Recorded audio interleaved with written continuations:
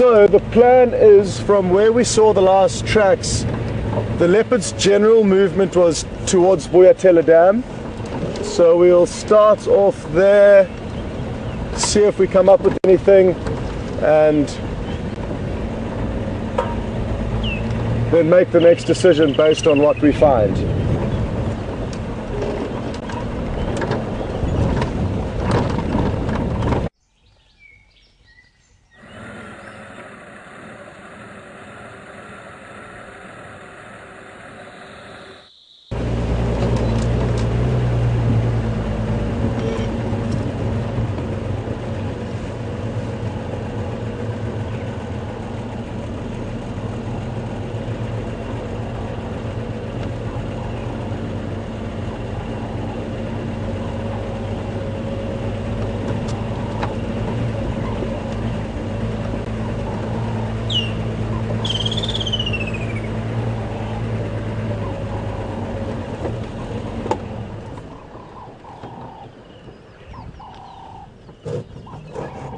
Now all of the hippos could be submerged,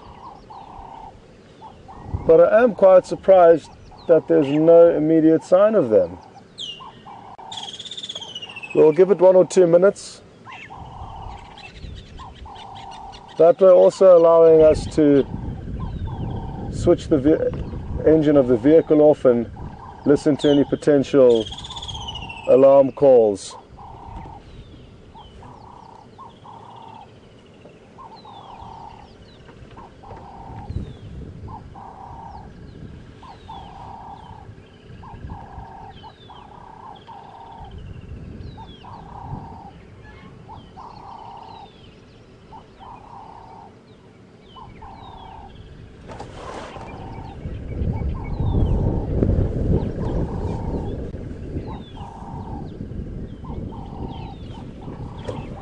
Okay, well, there doesn't seem to be too much going on here, so we will continue.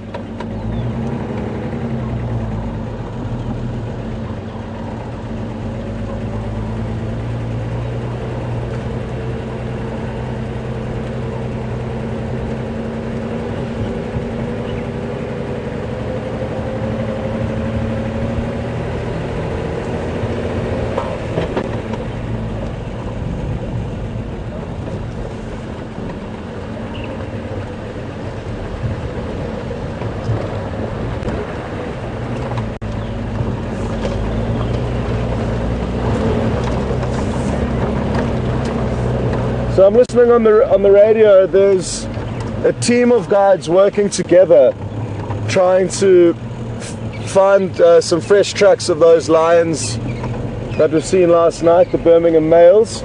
So Hayden is working with a team of other guides, and on the radio they discuss plans as to check which area so that 2 vehicles aren't working in the same place. And it really does help hugely to work as teams when tracking animals.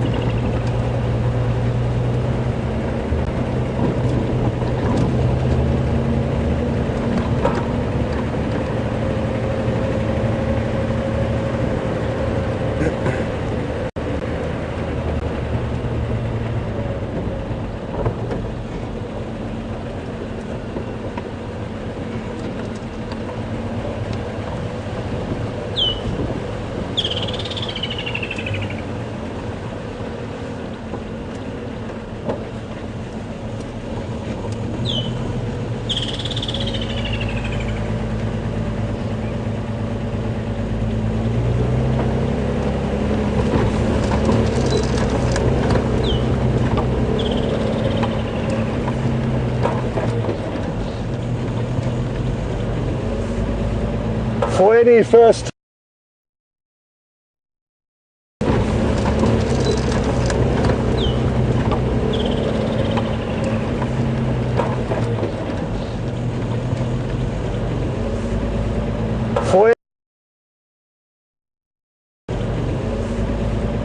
For any first timers, welcome to the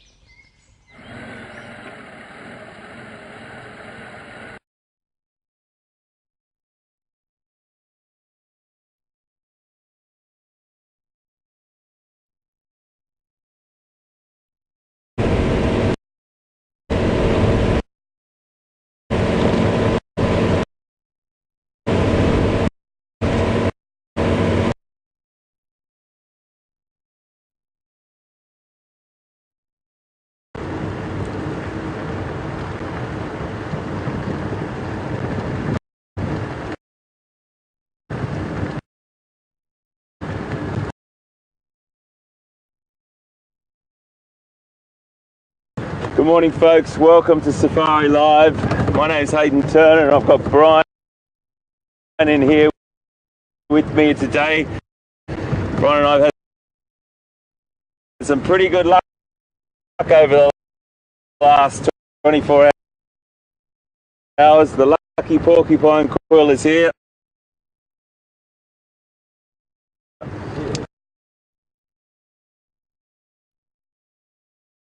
We've both given it a bit of a rub this morning. It was a pretty exciting afternoon yesterday. We had those five Birmingham males and we're looking for them again this morning. There's a lot of vehicles, or a few of us anyway, out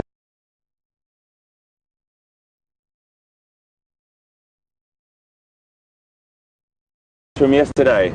So any tracks that happened after the rain, we will be able to see. Now, it can go against us in one way. That's if the tracks going across the road happened before the rain. So this is where a little bit of crime scene investigation work goes on. If the tracks went across the road before the rain, they'll be obliterated and we'll still be able to pick them up, but they won't be as easy to see and they won't be as fresh. So what we're looking for this morning potentially is any tracks that have gone across the road, fresh tracks after the rain. We'll know that they're where the animals have gone, either into Arathusa or they're still in Djuma. And we can also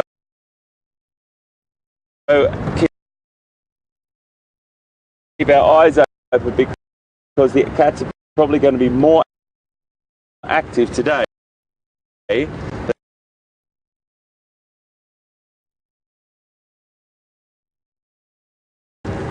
They could be still in this area. Last night when we did see them, they looked quite lean. Now when you look at lions and they're quite lean, in other words, they don't have these big bulging bellies and they're lying on their side digesting their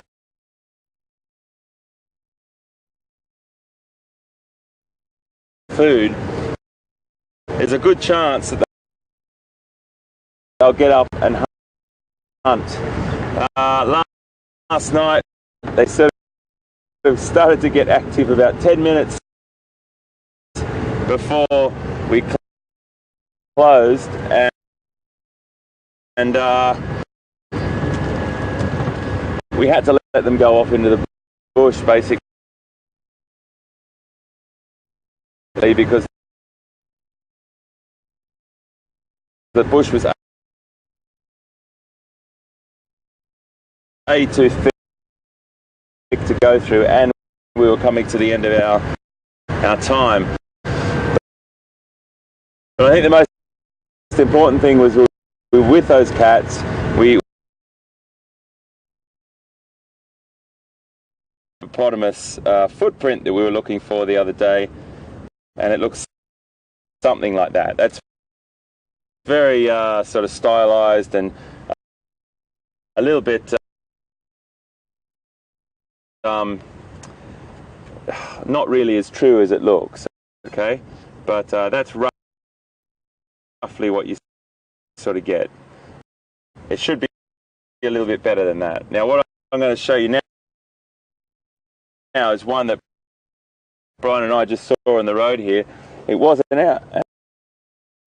our hippo.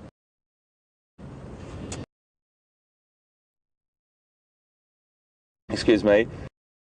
But let me just get the picture up.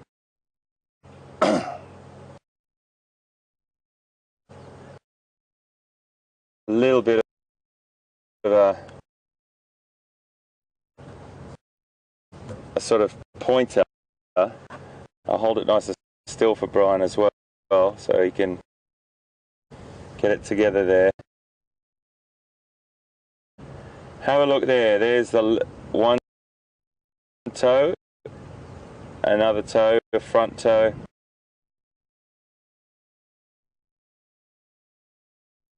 That we know they sort of were in. We're sort of trying to narrow the area down at the moment. And I'm just turning the game drive channel back up so I can hear them. They will let us know if anyone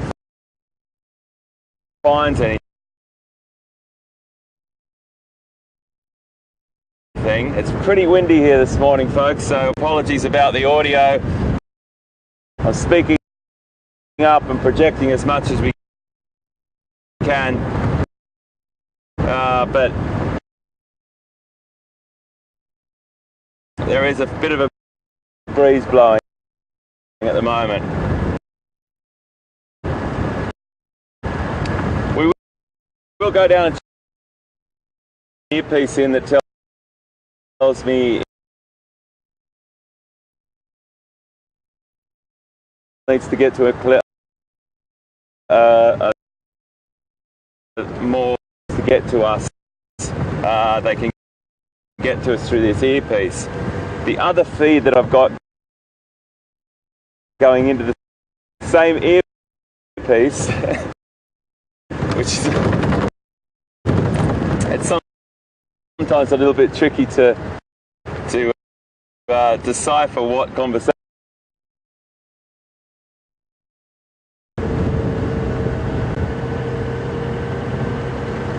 So the whole idea is that you're not only are you looking on the road, but you've also got to glance up and look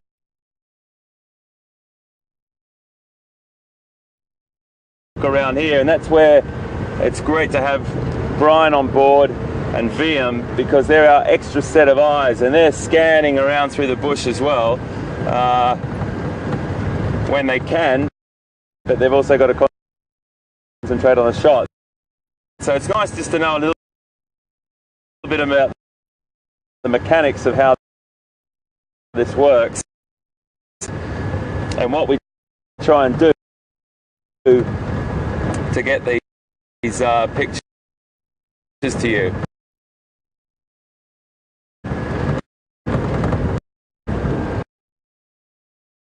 As well as try and find animals.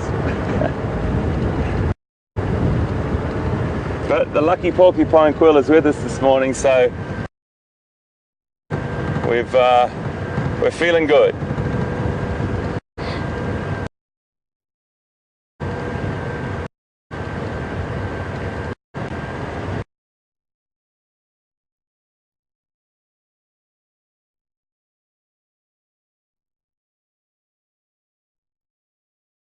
Road, and we might be able to see some tracks going across that road as well.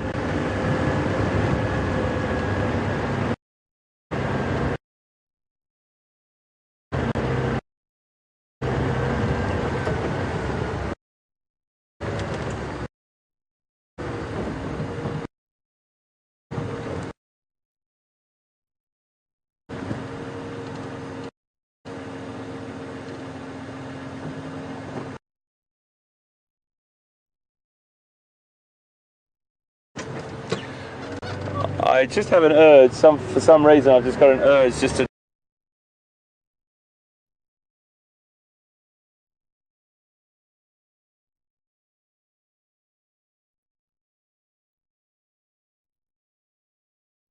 you leave the tracks as clear and as with as much integrity to the track as you possibly can, and that gives the other, particularly the really specialist Shangaan trackers that work with a lot of the guides, it allows them to really pick up some top information about their direction and potentially where they've gone.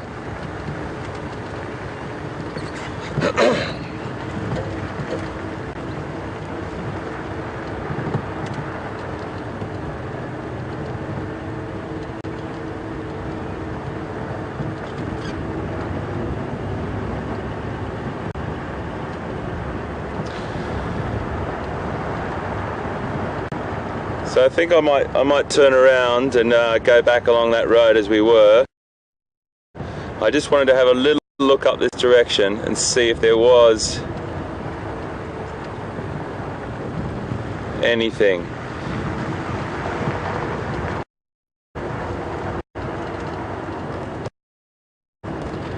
Actually, just bear with me, folks, for a little bit more, just to satisfy my appetite for this.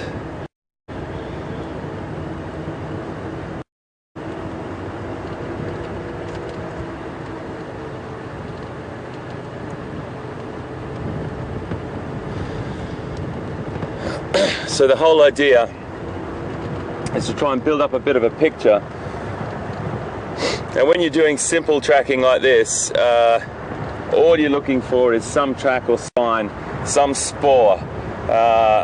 And once we pick that up, we get a little bit more of an indicator. You take many years and are born into it.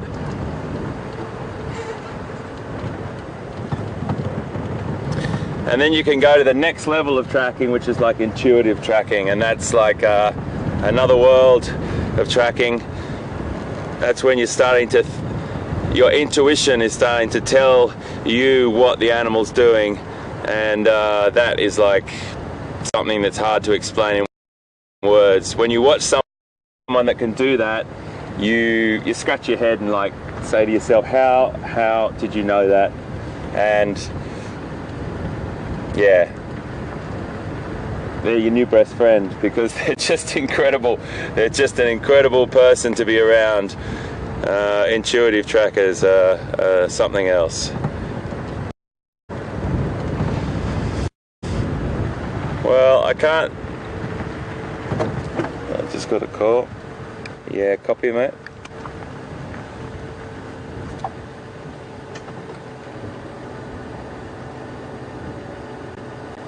Stand by.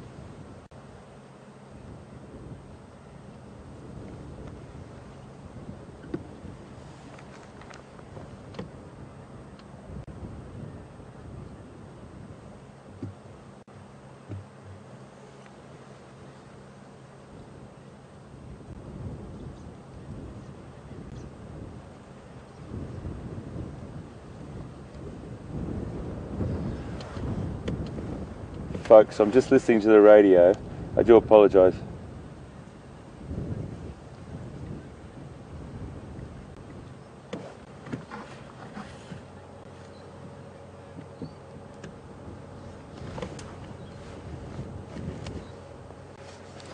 Folks, I'm just listening to the radio. I'm just working this out. I do apologise.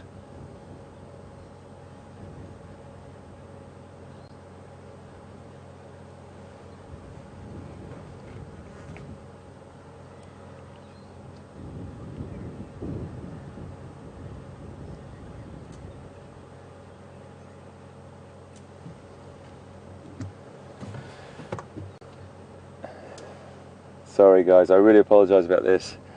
HT brake.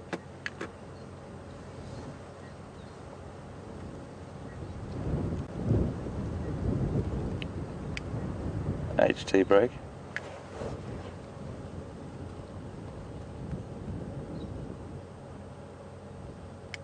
HT last caller.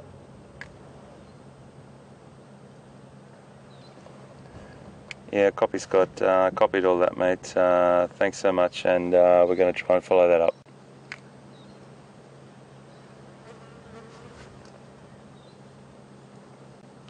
Yeah, copy, mate.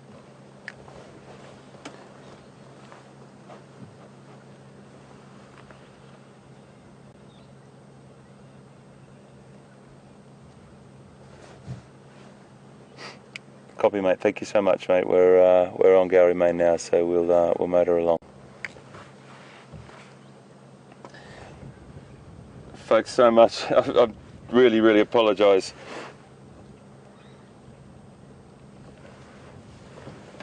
I've got 3 people talking to me on the radio here, and trying to figure out where these line are. I think they've found them.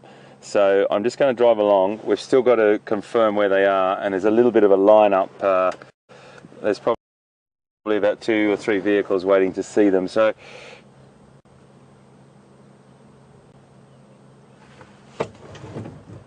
let's just see what happens when we get down there.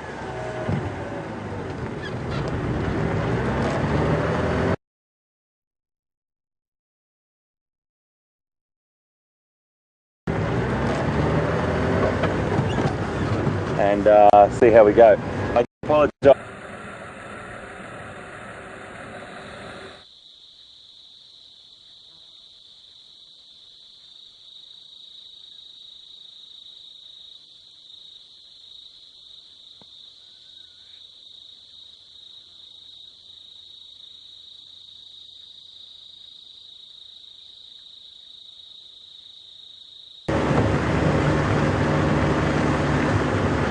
Get my act together here and get my ducks in a row and make sure we're on the right track.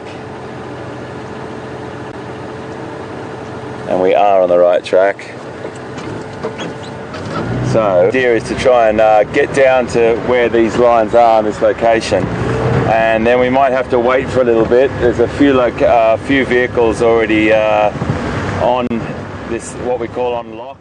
And we only ever have 3 vehicles maximum at a time. Shares it with each other, everyone looks after each other. The guys, it's just an understanding, it's a code of conduct, and that sort of thing is really important. So we're just going to see if we can get any more information as we drive past other vehicles. Leopard sign. We haven't had any luck yet, but I've got a strong feeling we are going to get lucky soon. Call by tapping on the hollow logs, and we did actually manage to find it, but because the reception cut out, to get a visual. But we'll be sure to put that up on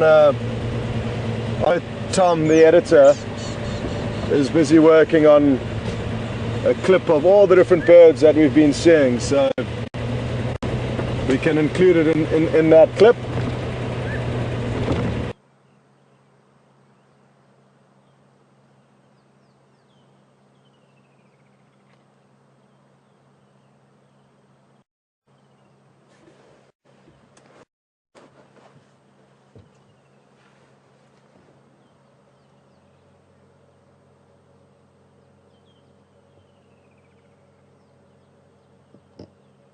I know what you're thinking, everyone. How is that man sitting on the bonnet of that vehicle? Well, he's a tracker, and they've got nerves of steel.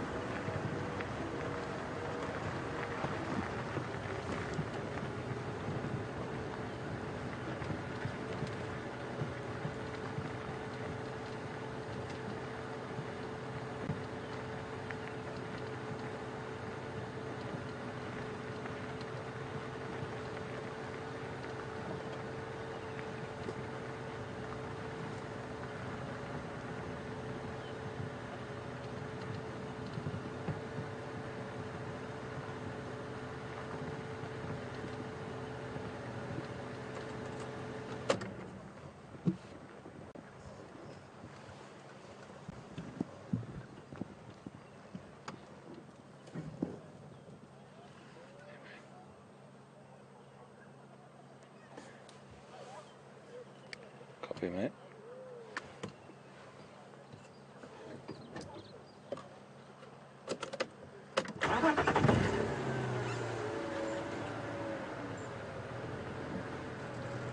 Copy, mate, copy.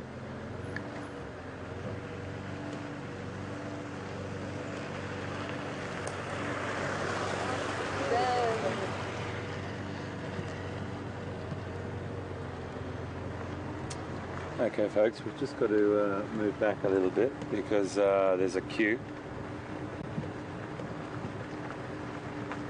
and we're just going to move back to here a little bit to wait our turn. Just let me make a few calls to see how long.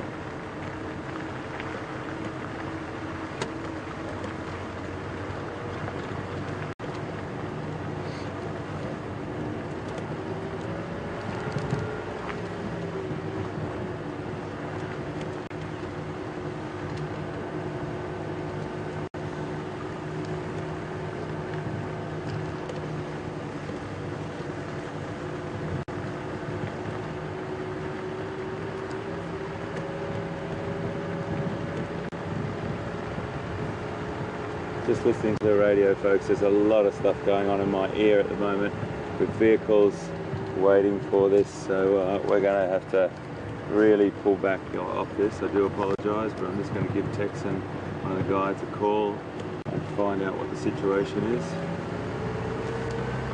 Texan, you copy?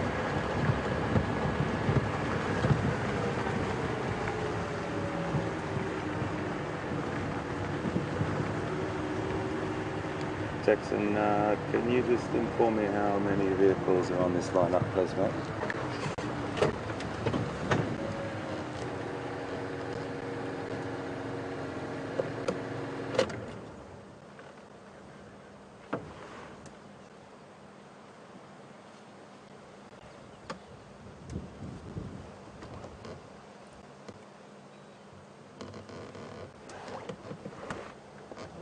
Real apologies, folks. I just need to sort this out, and once I sort this out, we'll be able to know exactly where we stand. We might be able to just have a little drive around.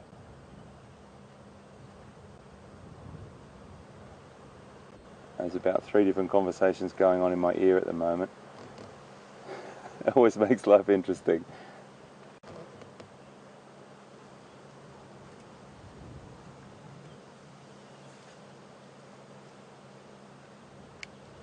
All radios on Ngala, on Djuma. Can someone give me a update on how many vehicles are in the lineup, please?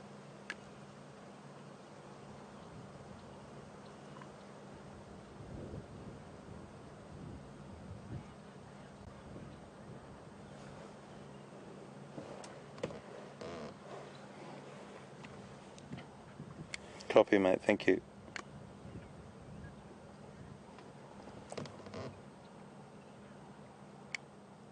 WildEarth to all radios on Ngala. Could someone give me an update on how many vehicles are on the lineup, please?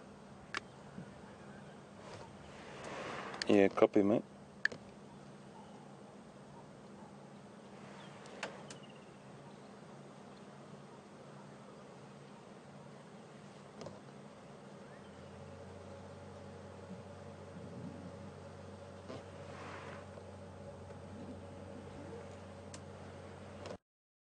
Okay, mate. Is that channel 4, you think?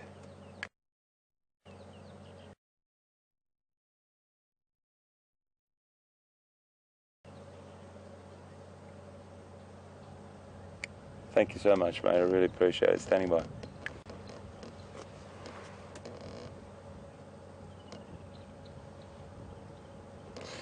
So, folks, what I'm trying to do is just find out how many vehicles are on. There's about 4 different channels to make things a little bit more confusing, and just trying to figure out what channel. Sorry, how many vehicles are in the lineup down there. The information I heard was a little bit different to what it was by the time I got there, so we just had to pull out because there was a vehicle coming up behind us. Now, this is all about how the safari sort of industry works, and it's really important that that you share those sightings. And if someone was in the queue, exactly like with anything else, you would step back and just be polite and do that. And there was absolutely no worries. We just stuck our nose in down there just to sort of see what was going on. It's absolutely fine. They've killed a buffalo, so they're not going to be going anywhere soon.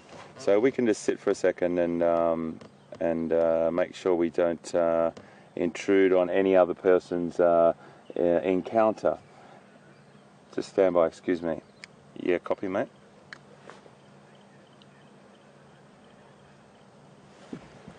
Yeah, we're about 100 metres away on Gowrie Main, mate.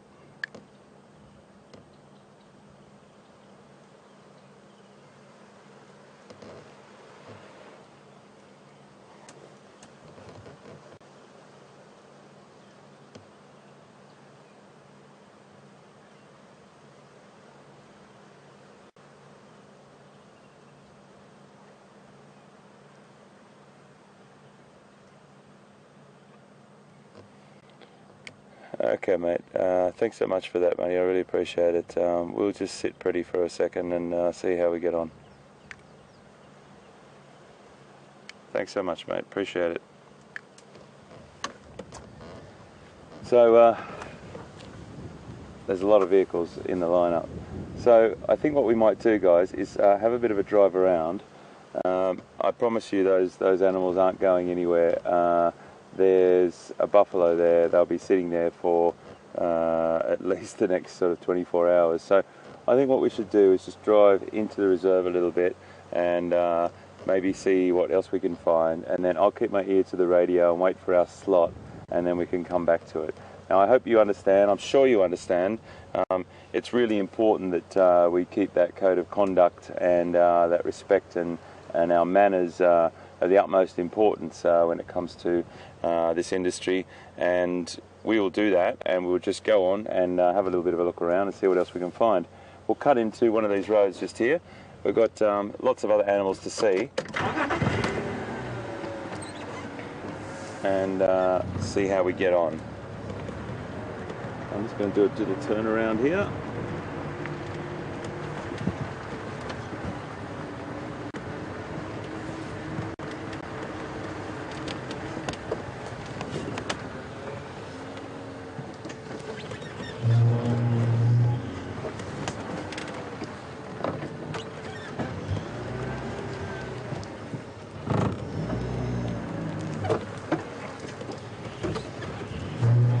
Okay.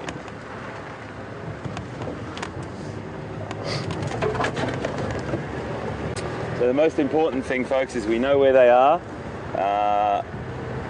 It's a great thing that we know where they are, and wow, you couldn't get it much easier compared to what we've been up to in the last few weeks. They've pretty much made a kill right by the road, and that's that's good for us.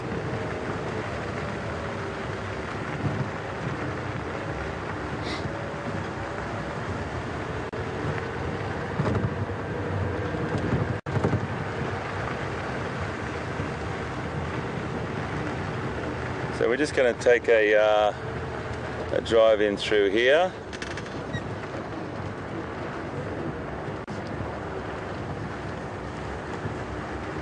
And just have a little bit of a look through here while we're waiting, because I just don't want to sit there and wait. You hear me talk enough. I think it's probably nice to do a bit of driving as well. I'll just get a little update on what we can do here from this location.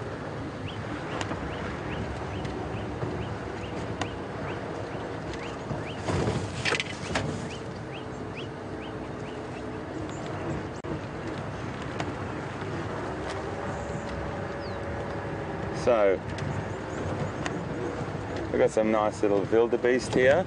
I think it's a buffalo they've killed. I couldn't really see it. It looks like a buffalo by the size of the animal, but it could be a wildebeest as well.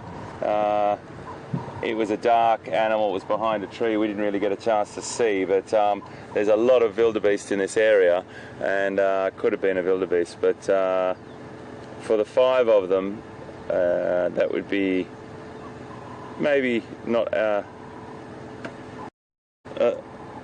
as big a meal as we think, but we definitely know that they're there, and I think it was a buffalo by the size of the animal that we were looking at down there. Wildebeest are definitely a sought after we were looking at down there.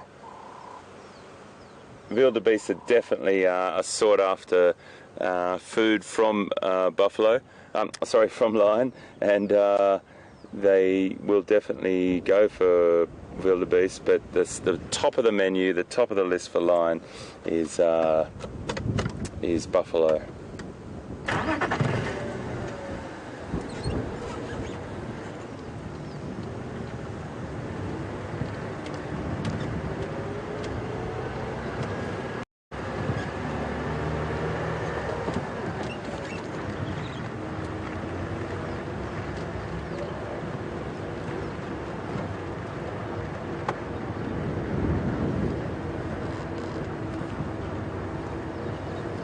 Yeah, so a lion kill, which is pretty impressive. I'm sure Scott is doing his darndest to find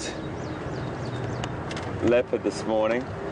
It feels a bit strange, this weather. It feels like it could rain at any point, but I'm not really sure what it's going to do.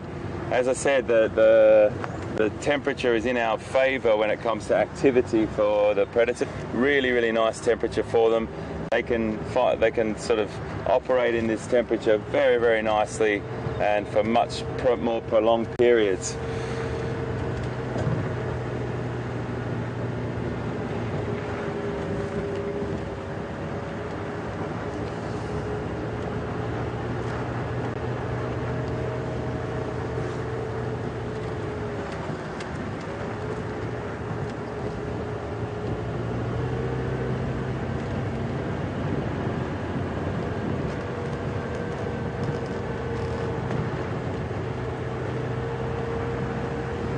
So this is the road that was parallel to where we saw the lion last night, and that was probably only about 500 metres from where it was. So when Peter was talking about those buffalo last night, we'll have to verify this because we're not sure it is a buffalo. But if it is a buffalo, it was potentially one of those from the herd. Also, we're not sure about that, but we can just we're trying to put some the sort of crime scene, so to speak, together. And the only reason I say crime scene, it's like this sort of CSI type of, using all your forensic evidence and trying to find out what happened last night. We saw them walking off this direction, so they've definitely, we put our sort of intuition into gear last night. We saw that they were quite lean. They looked like they were going to go off and hunt, and sure enough they did. And with 5 males like that, of that size, you're definitely going to have success as long as they're in an area where there's available food source. So great stuff, good for them.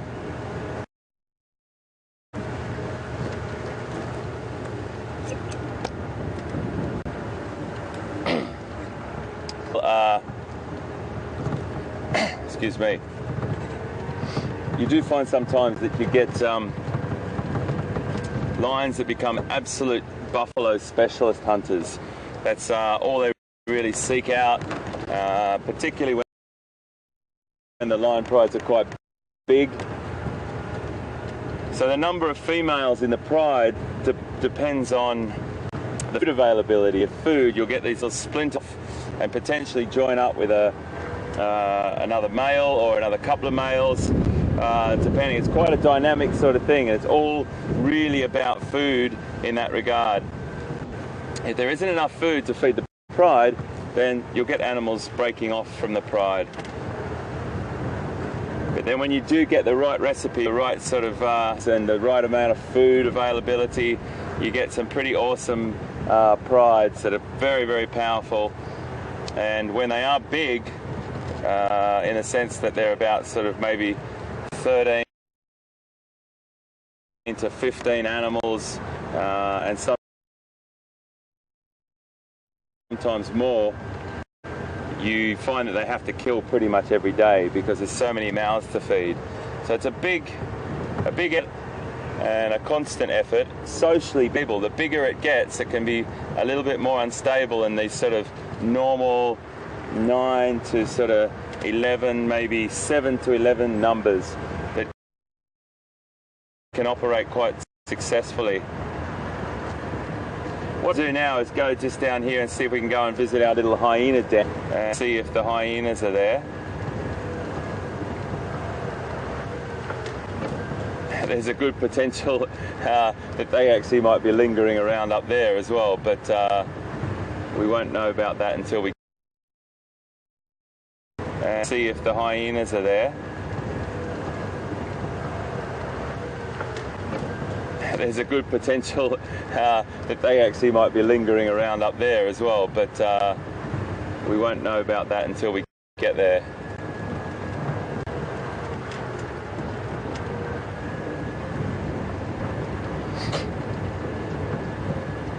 So grey skies overhead, but sun trying to peek its nose through at the moment, and it will get a little bit warmer, but if it stays like this, it's fantastic. It's a great temperature for going on drive.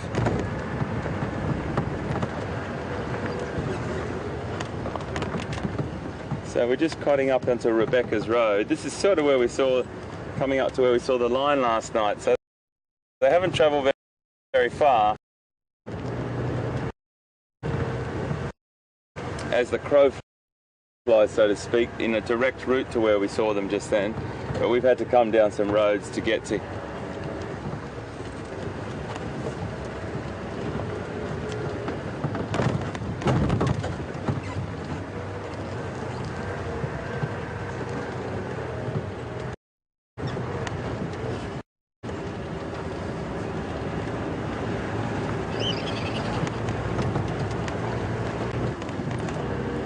Exciting stuff at Line.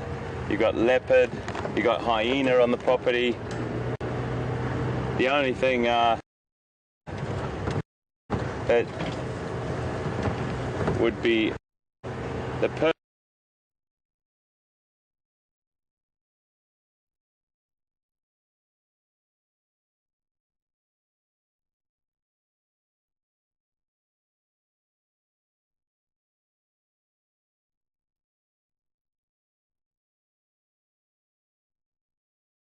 and different people saying that they are hanging around reserves quite close to here, so you never know. They travel massive distances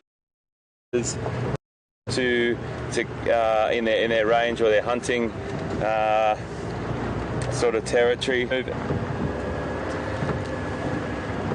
So if you've got any questions, please send them to questions@wildearth.tv. That's questions@wildearth.tv, or you can tweet us at #Safari.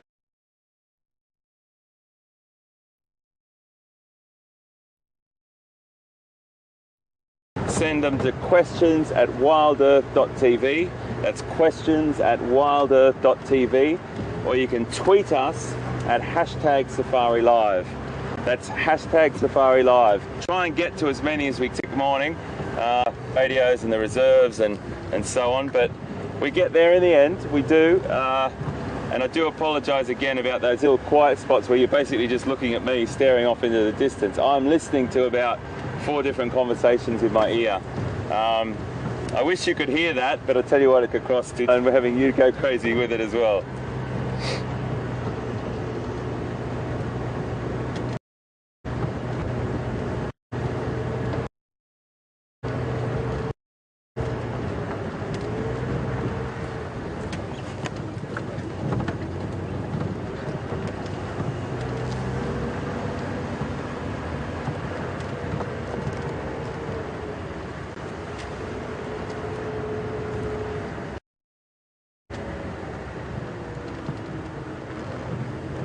I'm just listening to the radio again, folks. There's also talk at the moment. Sometimes you can just be driving along for an hour or so and not hear a great deal at all. People will ask for updates, and everyone is very, very helpful with each other to try and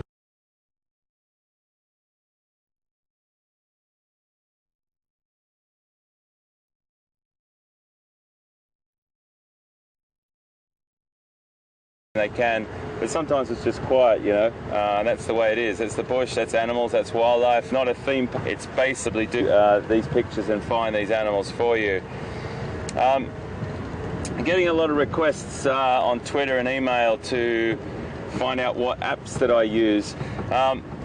The app that I just showed you the hippopotamus footprint on, if you just go into the App Store and type in guides, you get some really good ones. It's nice just to get the light version. Many of the apps do supply you with a light version. If you're not familiar with what that is,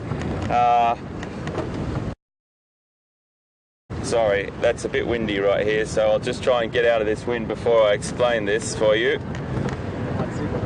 Okay, you can see that mine's not just one of the most important people on this vehicle, he's also my eyes in the sky. I could never have seen that from where I'm sitting here, so that's great. We're going to pop on down and see them. Most apps have got something called a light version, free versions, but a light version is just gives you a few different animals.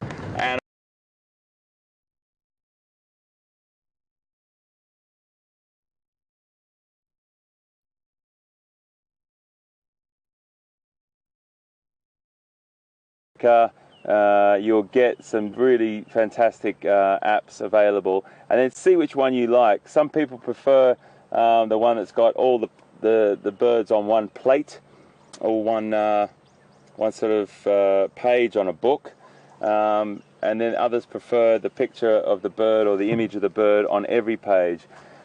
Different apps have different styles of developing their sort of references and how you go through the book or the app. So it's really up to you. Go and have a look. And the thing I like about the bird apps is that they've got the calls, whereas the books don't have the calls. And the calls are very, very important. The call and the song of a bird is something that you'll probably hear more than see the birds. So I find those apps really, really important. And with the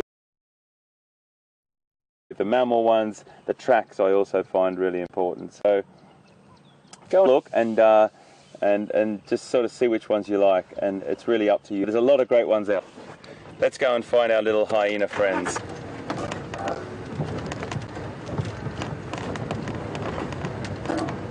A little bit bumpy through here, folks.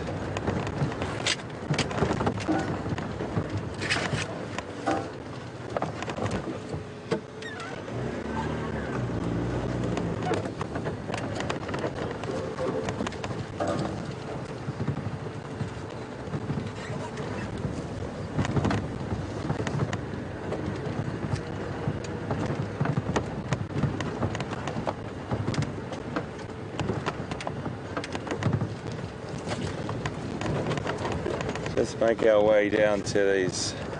Oh.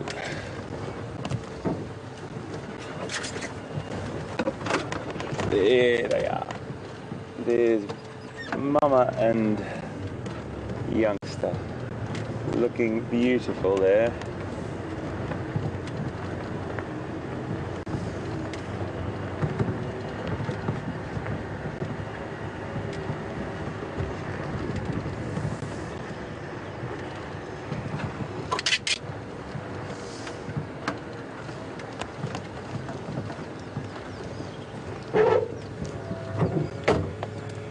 How's that, Brian? Well, look at that. There she is, and there he or she is. We're not sure about the sex of the youngster. Hello, little guy. Ndapandula, Peter has named it. Ndapandula, that little one.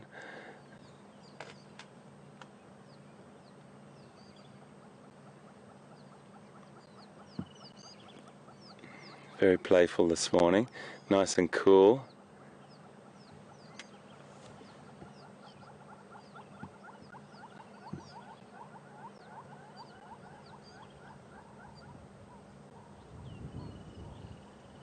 Let's see if he comes down and investigates us again this morning like he did the other day.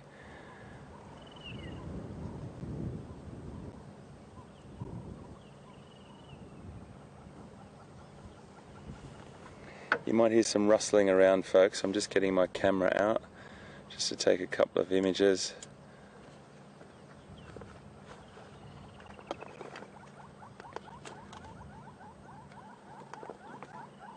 Very relaxed this morning. They've got a lovely temperature to lie around in, not too hot.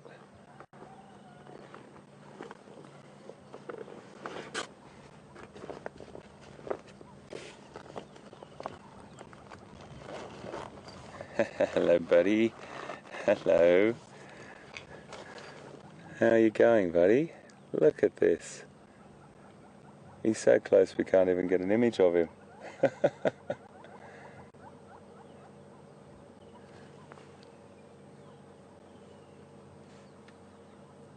I'm just saying him, but we're not sure it's a him or a her at the moment. Very difficult to sex puppies, cubs, sorry.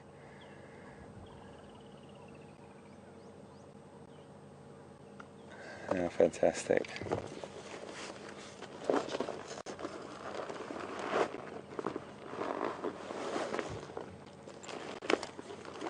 He's about 2 meters away from us, folks.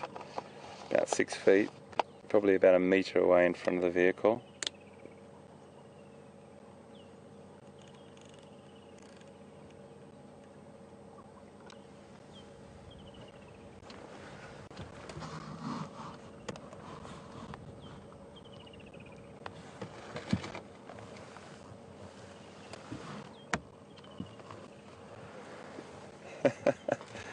So close I can't even get a photograph of him. There we go, my boy. Hello. Hello.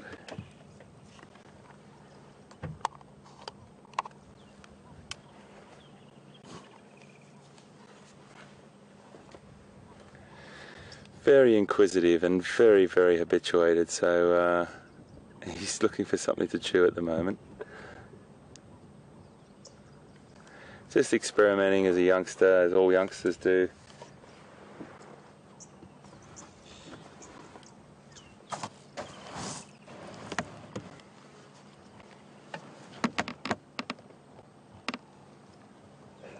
And now he's gone out of vision. He's so close. Oh, there he is.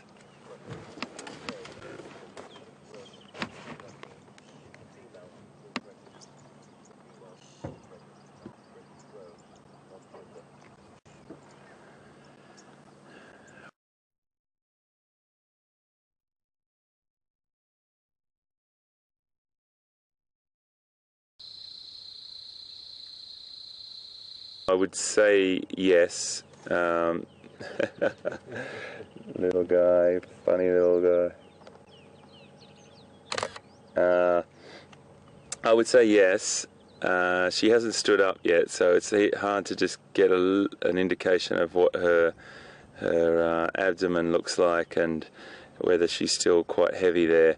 But I think she still is, and we will definitely have a little look at that when she stands up. Very, very hard to tell whether she's given birth to her pups. At the moment, she could go down and suckle those pups, but at the same time, she could be we'd probably see some indication that there was. She'd probably be down in the den still, but we'll definitely keep an eye on it, Chris, and make sure we keep you updated on that and everyone. But great question, and thank you very much.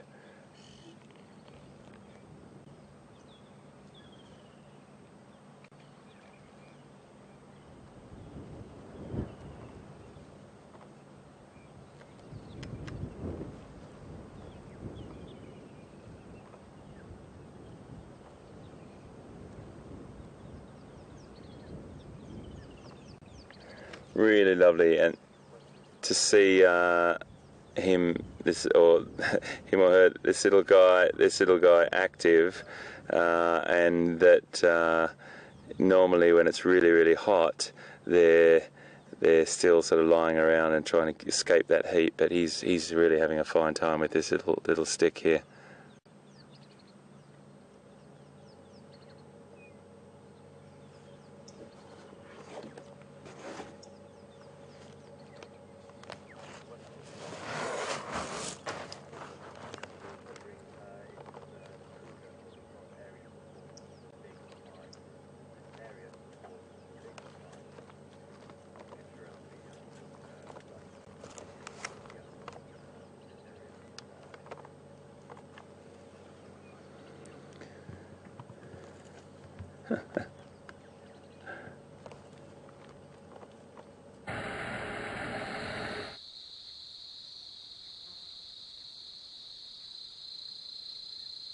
He's been playing with sticks and all manner of things, and he's now having a little sniff through some old elephant dung there.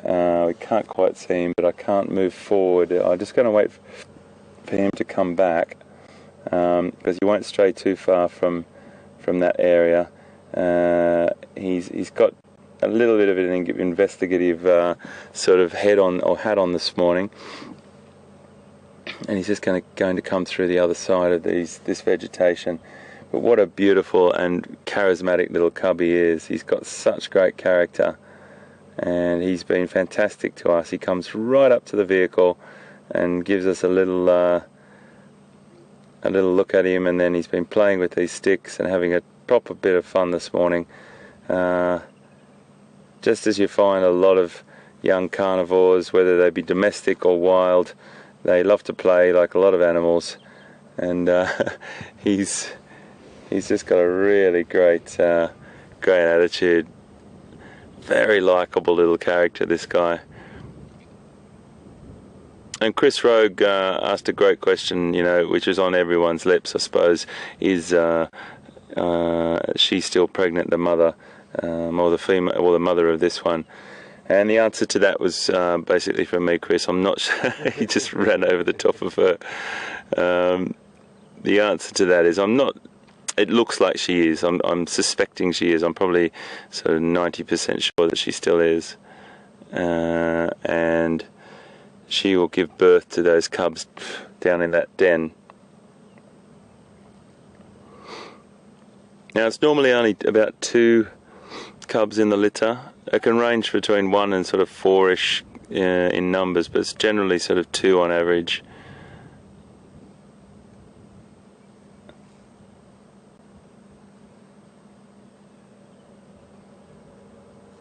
The interesting thing about hyena as well is that they don't necessarily have a breeding season, so to speak.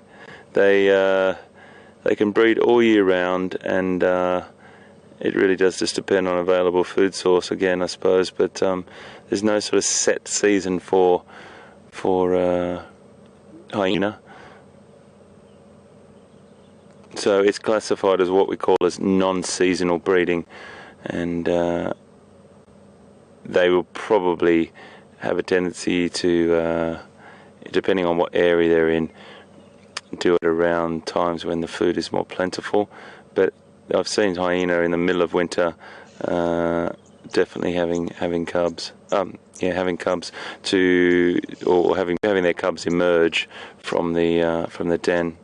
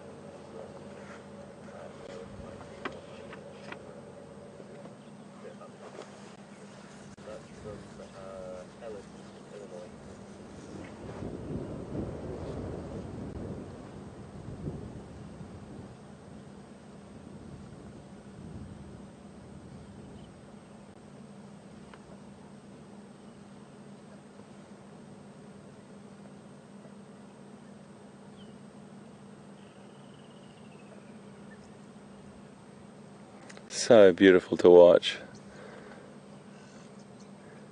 A lot of the time you see hyena either lying around or sort of skulking through the undergrowth on the tail of a kill, or doing some of their own hunting at this time of the year, with all the hoofed animals dropping their offspring. So, but it's just great to be around a cub. I always slip into pup. It's really funny.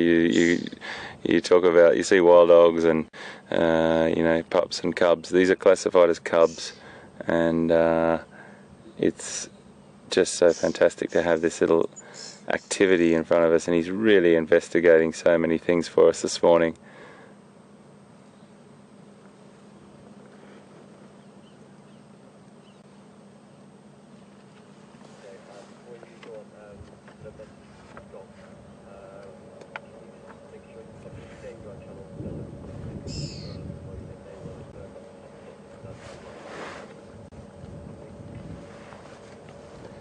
Copy, mate, copy.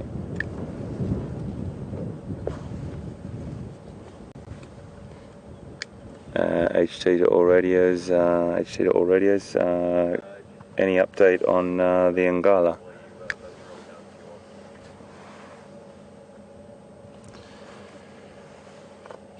Okay, mate, just stand by, mate. Folks, I'm just going to let you watch these pictures, so if you hear me talking in the background, what I'm trying to do is see if we can get an update on our spot on these line. So just bear with me for a second, and I'll make a couple of calls.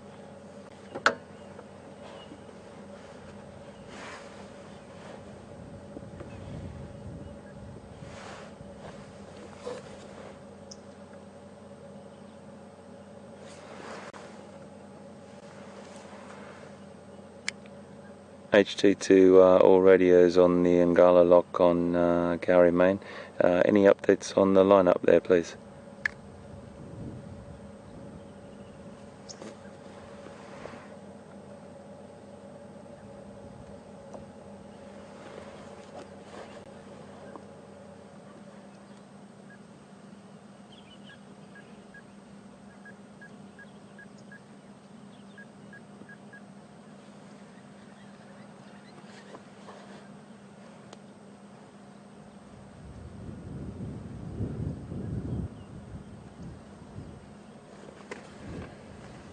Control, do you copy? Go ahead. Yeah, I have no comms on their channel at all. I'm not getting any response. Would you be able to try and go through Scott and see if he can get me a slot on that Ngala lineup, please? Was that for me? That is for you. Yeah, I am not getting any response on my radio on the Game Drive channel for the Eastern channel, so if you could just see if Scott is receiving that signal from that area, if he could try and get me a slot and let me know whether we can come up to that Ngala sighting, please. Okay, copy, will do. Signal on your comm channel is pretty bad, but we'll try and get some information to you. I'll speak to Scott to what I can do for you. Stand by. Okay, mate, standing by, thanks.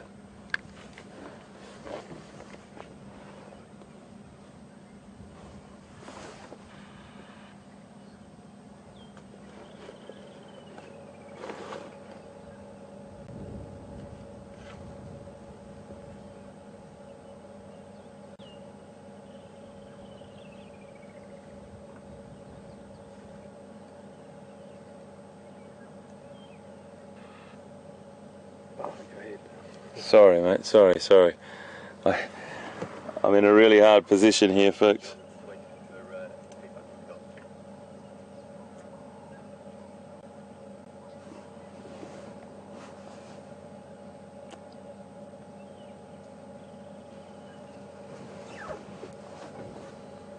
That's beautiful, isn't it? What a lovely shot. We've parked the vehicle right up at the den here, and I'm sorry I get my my head in the way sometimes, folks, and I'm trying to sort of juggle underneath the camera, but this is just so lovely to see.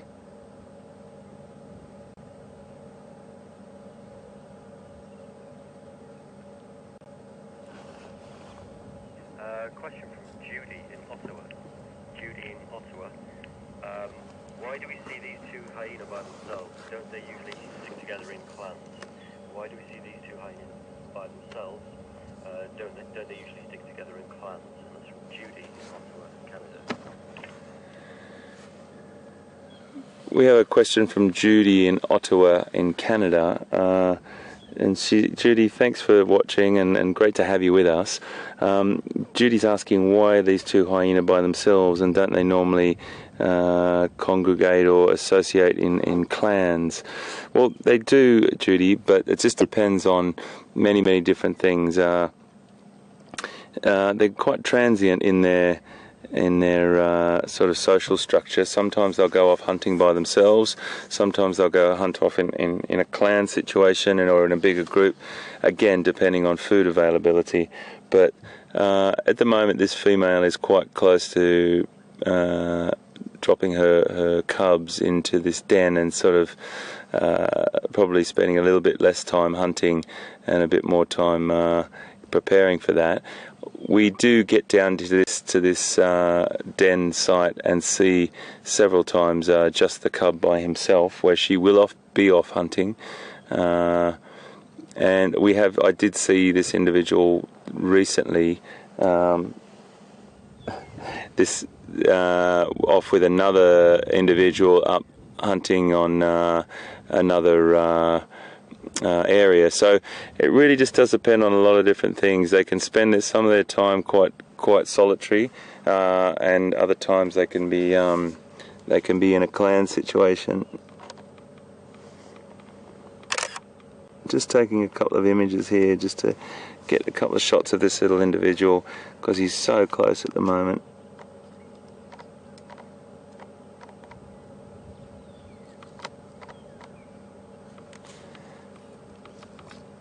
And now I'm just going to have to drop out of the way for you.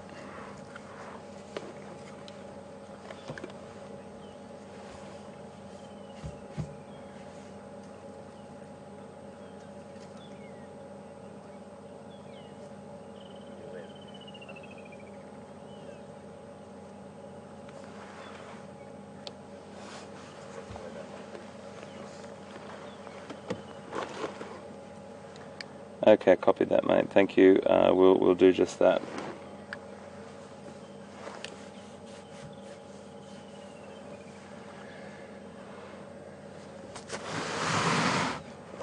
So I just think we'll just stick with him just for a few more minutes. It's just so lovely to see him. It's really beautiful, isn't it?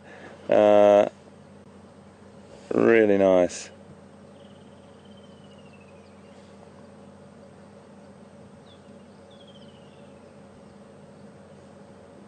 Beautiful to see.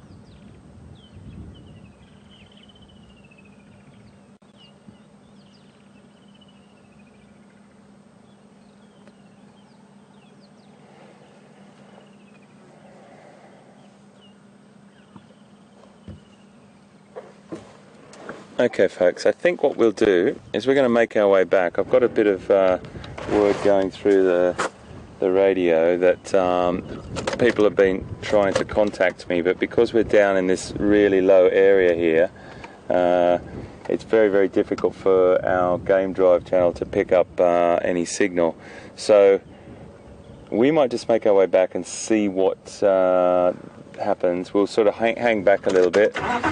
I'm sure someone will bring us in just now, but it's just been a matter of listening to the Game Drive channel and trying to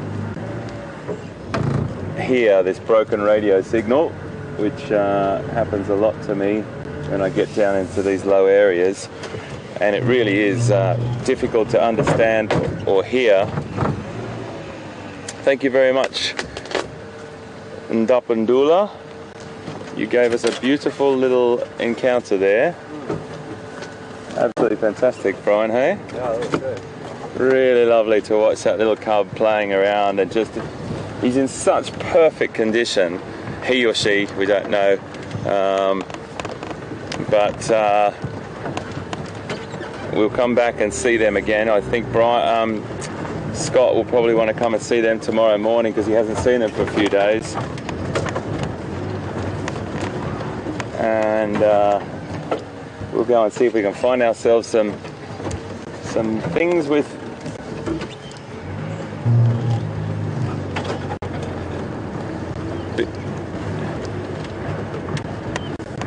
big whiskers.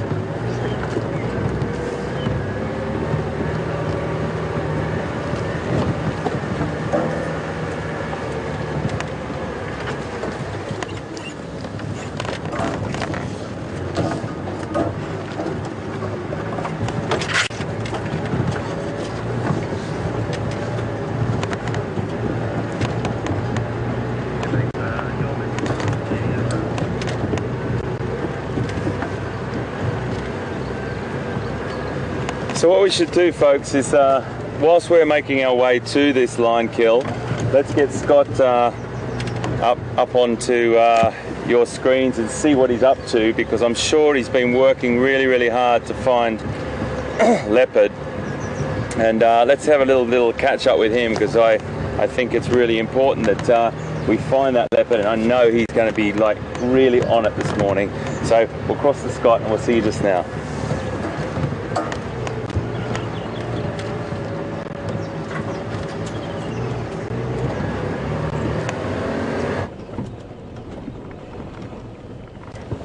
Welcome back, folks.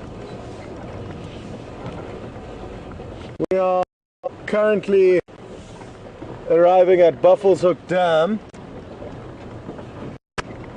It's been a very quiet morning thus far, so I'm hoping you guys are going to bring us some good fortune.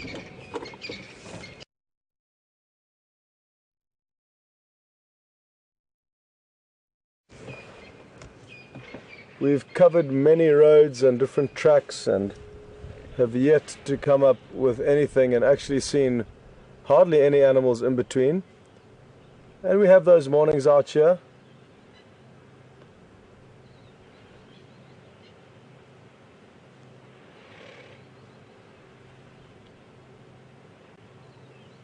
I hope the hyena den site was entertaining.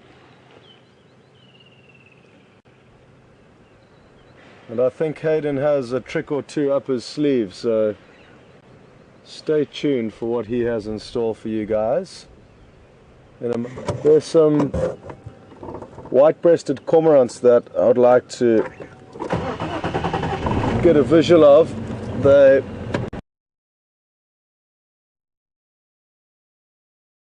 around in another corner of the dam. Let me reposition the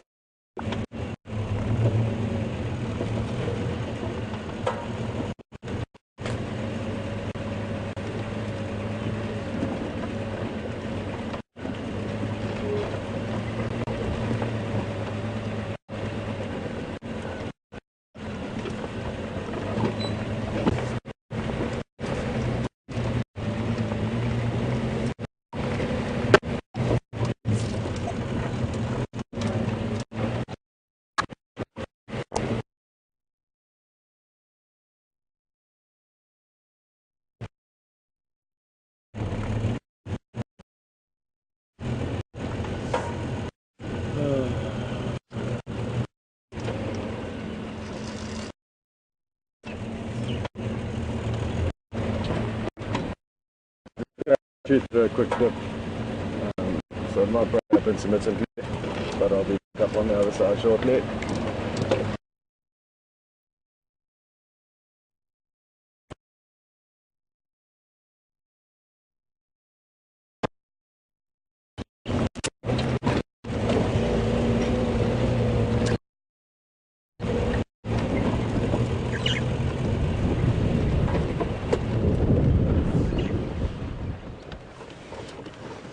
Sorry about that little lapse in broadcasting there. We went through a very deep dip.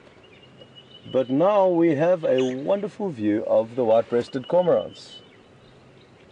And what they're doing here, or at least 2 out of the 4 of them, is that they're drying out their wings. So they've obviously had a successful morning fishing. And now they are drying off. It also could be that they may be nervous of us and therefore would like to dry their wings in the preparation for potentially flying off.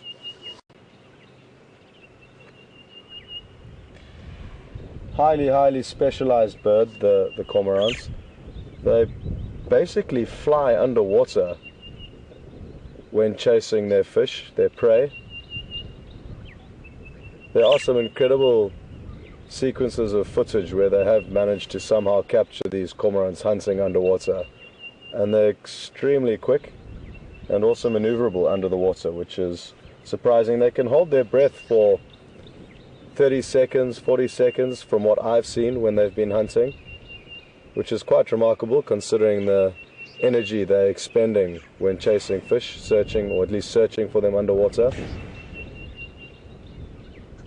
The next skill that they have is being able to see the fish. I mean, this water's chocolate brown, so how on earth they manage to track down their prey is a mystery to me.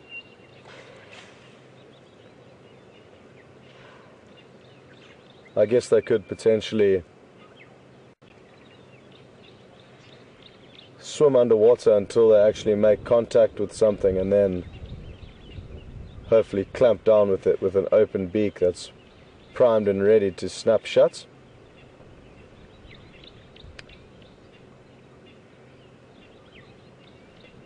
Not the best weather for them to be drying out there.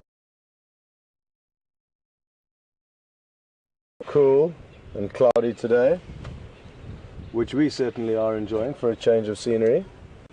It's been extremely hot. Yesterday was a scorching day.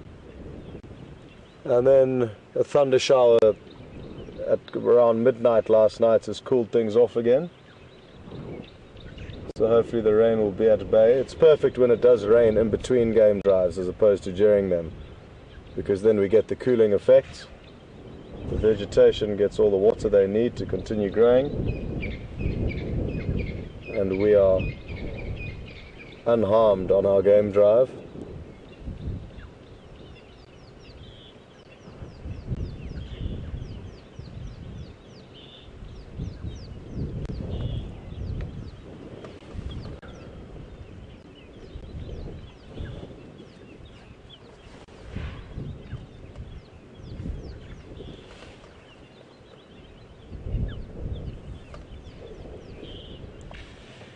We'll pan back to the cormorants shortly. But let's see what this pod of hippos has for us to see.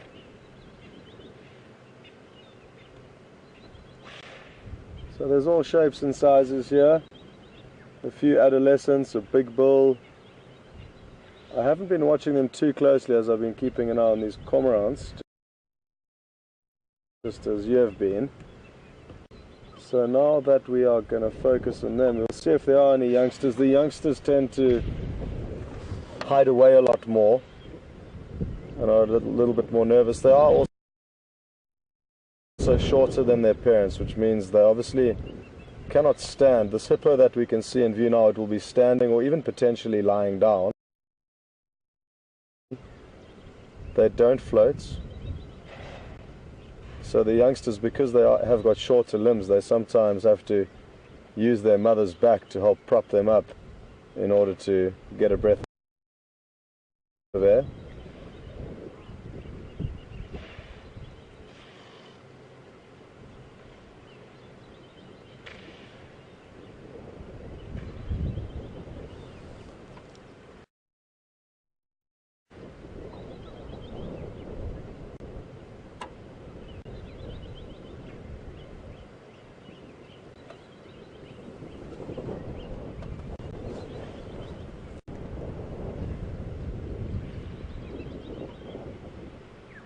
A good time of year for the hippo.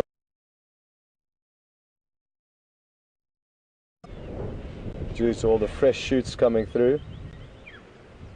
Whereas in winter they can be traveling 10 to 15 kilometers round trip in search of good grazing as things begin to dry out.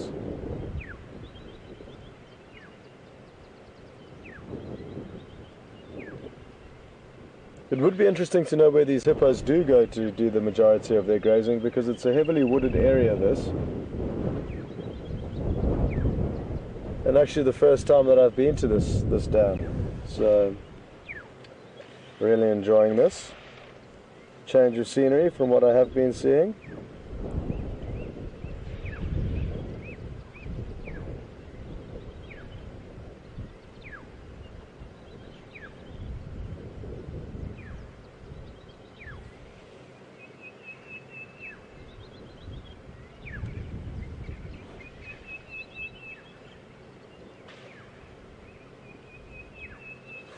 Still no sign of the injured hippo. Well, there hasn't been for a few days. We're all wondering where he could be. We're hoping he's doing okay, wherever that he may find himself. But interesting, we have been chatting with the guides on the other surrounding properties, and nobody seems to know where he could be.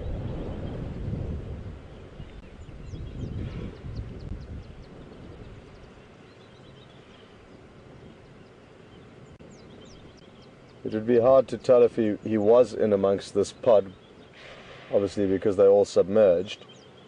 But what we can assume is that the dominant bull in this pod would certainly not tolerate him.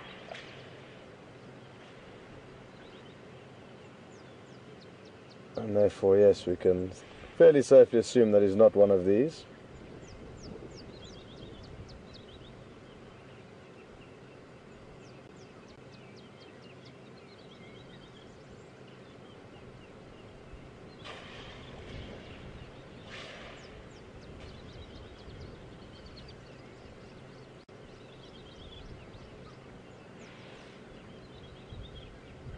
Watching them all relax like this certainly does give you a false sense of security, or a false idea as to how quickly they can move and how aggressive they can be. I've seen hippos fighting only a few times, and not very serious fights when they were fighting, but it really is astounding when you do see them in full swing.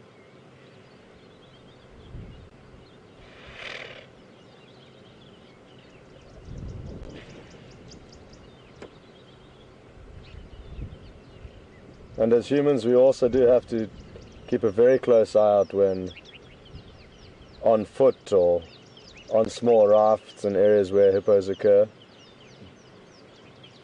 They can be dangerous when they're in water, and also especially dangerous when you come across them on land, if they're on their way to or from grazing in the early hours of the morning or the late hours of the evening. You do not want to cross paths with one of these chaps. They can tend to be highly aggressive animals when confronted on foot.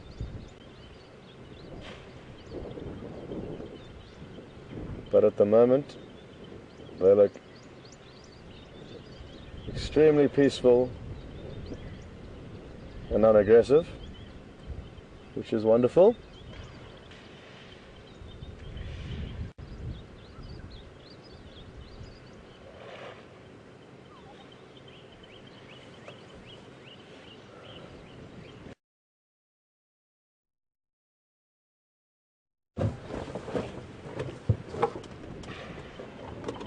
Okay.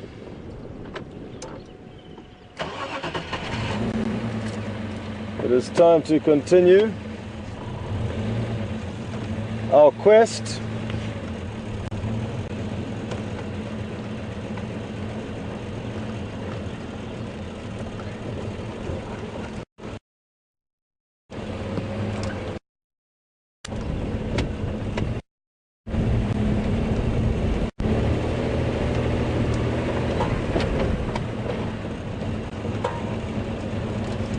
I just saw a cuckoo fly past. I'm hoping we're going to be able to and establish what species it is. The cuckoos are highly active at this time of the year because they're searching for hosts in which species raise their young food, which really is a genius plan. But we have hit the jackpot. A little interesting critter in the road. If you just zoom in, Jason, about 10 meters ahead of us on the left-hand side of the road, you will see what I'm talking about. Quickly, if possible, because it's trying to scoot off. Okay, lower down. There we go. That, my friends, is a chameleon. The flap-necked chameleon. And you can notice how it's kind of stammering backwards and forwards as it walks, and it does that to simulate being a leaf or a blade of grass blowing in the wind.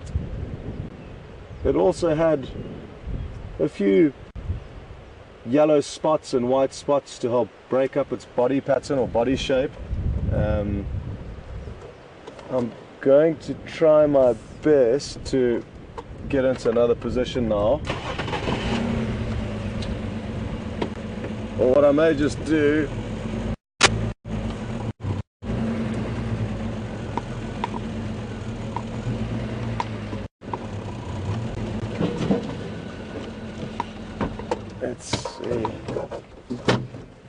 park myself into a thorn bush here, so I'm going to have to jump over the bonnet and see if we can find him. I'll just get a little stick and put him on a stick in order to show you guys what's what.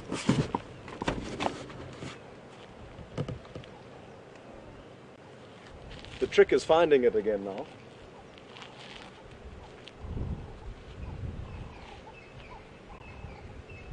Where on earth did it go?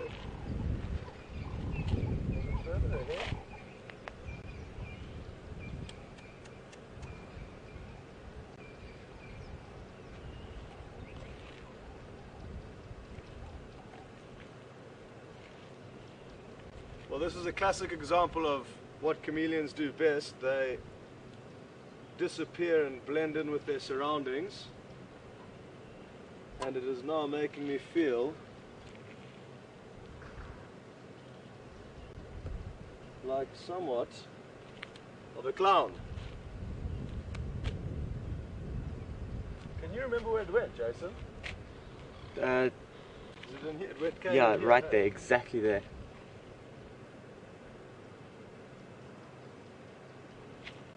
Ah, here he is.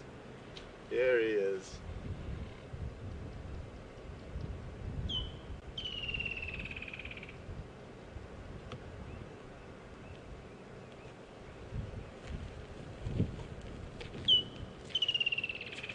Really, really beautiful.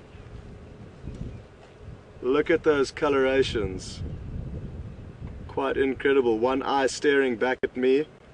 I can't see the other one, but it's probably staring back at you guys. They've got an incredible ability to be able to move their eyes omnidirectionally, meaning that, like now it's looking back at me, and with its other eye it can be looking forward. Look at those beautiful cryptic markings. Critical for camouflage is not only color, but also shades. The more different shades there are, the more it will break up a solid color or structure, thus making it harder to pick up or see. It's even got some beautiful stripes that it's flared up on its eyes. And they've got special pores called chromatophores that they can fill accordingly with different color or different amounts of color to create the shades they're looking for.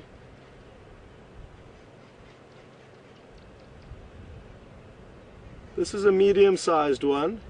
They get about twice this size when they're fully grown, and this is the only chameleon that we find in this area, the flap-neck chameleon.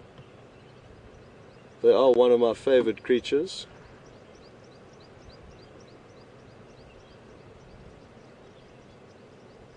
I've seen only a very few times when I've had a lot of spare time on my hands. I've sat with chameleons and watched them and waited, and finally, after waiting for longer than your normal person would wait to see it, a fly will land or a grasshopper will land on the end of a branch, and they shake their head from side to side, kind of lining up and getting their directions and calculations correct, and then that tongue comes shooting out at such a high speed. I've never seen them miss in the few times that I have seen them go for insects. Now this is called the flapneck chameleon because if we were to agitate it, it would flare up the underside of its throat, and when it does flare that part of its throat, there's orange pigment there, and typically bright orange colors or bright colors, red, orange, yellows, tend to scare off potential predators. It's termed aposematic coloration, and birds have it, some butterflies have it as well. So brightly colored animals typically tend to be not too tasty.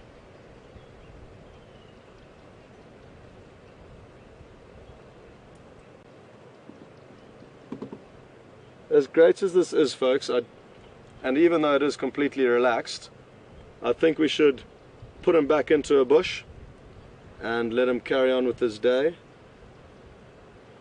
Interesting to see that it is on the move today because it is quite cool. So being a cold-blooded animal, you typically find they don't move as much during the cooler weather.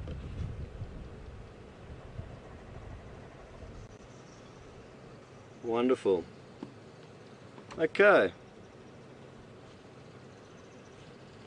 folks, I believe Hayden has got a very interesting and somewhat larger animal to show you guys. So, from the chameleon and Jason and myself, we'll see you later.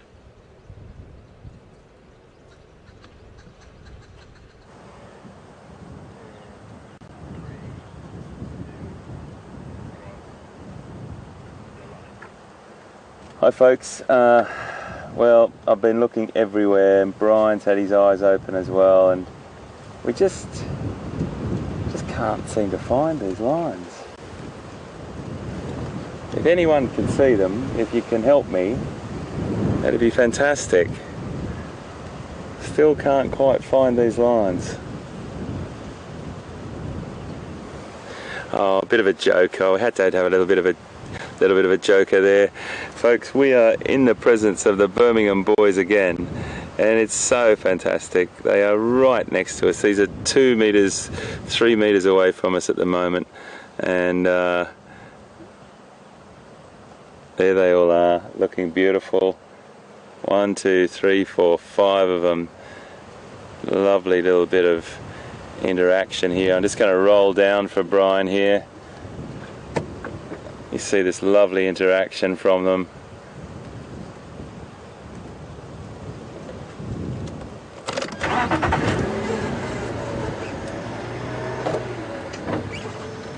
They have made a kill, so we're going to stay with them for a little bit of time here. We're really fortunate to be here. We had to wait our little slot. Is that good for you, Brian?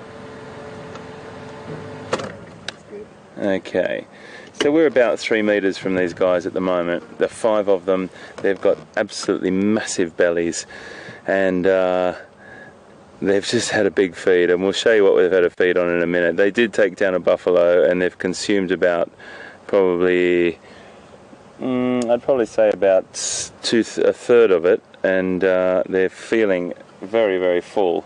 I'm just going to get a couple of photographs to try and, when you get this close, it's really good to try and get a couple of marks on their ears and things like that, and identification shots.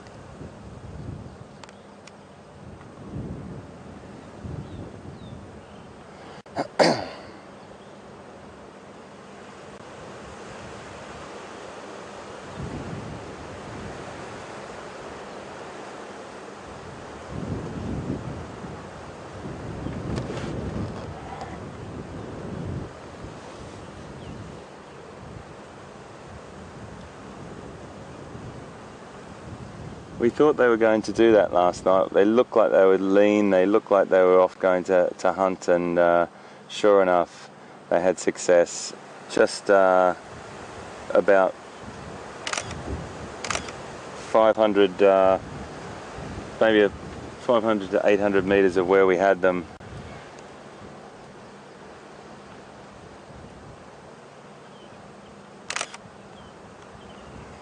So it's quite fantastic to be this close and in their presence. We literally are about 10 feet from them, and they're very relaxed with us, incredibly comfortable. Look at the size of that belly. That is a full belly.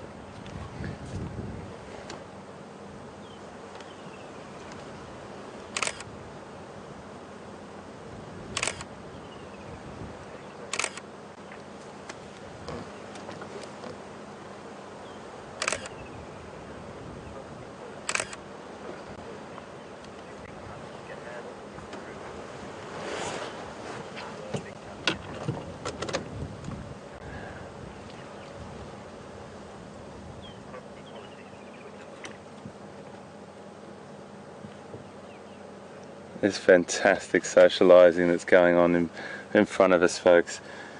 Beautiful, happy cats. Look at this. These two brothers having a little bit of a play.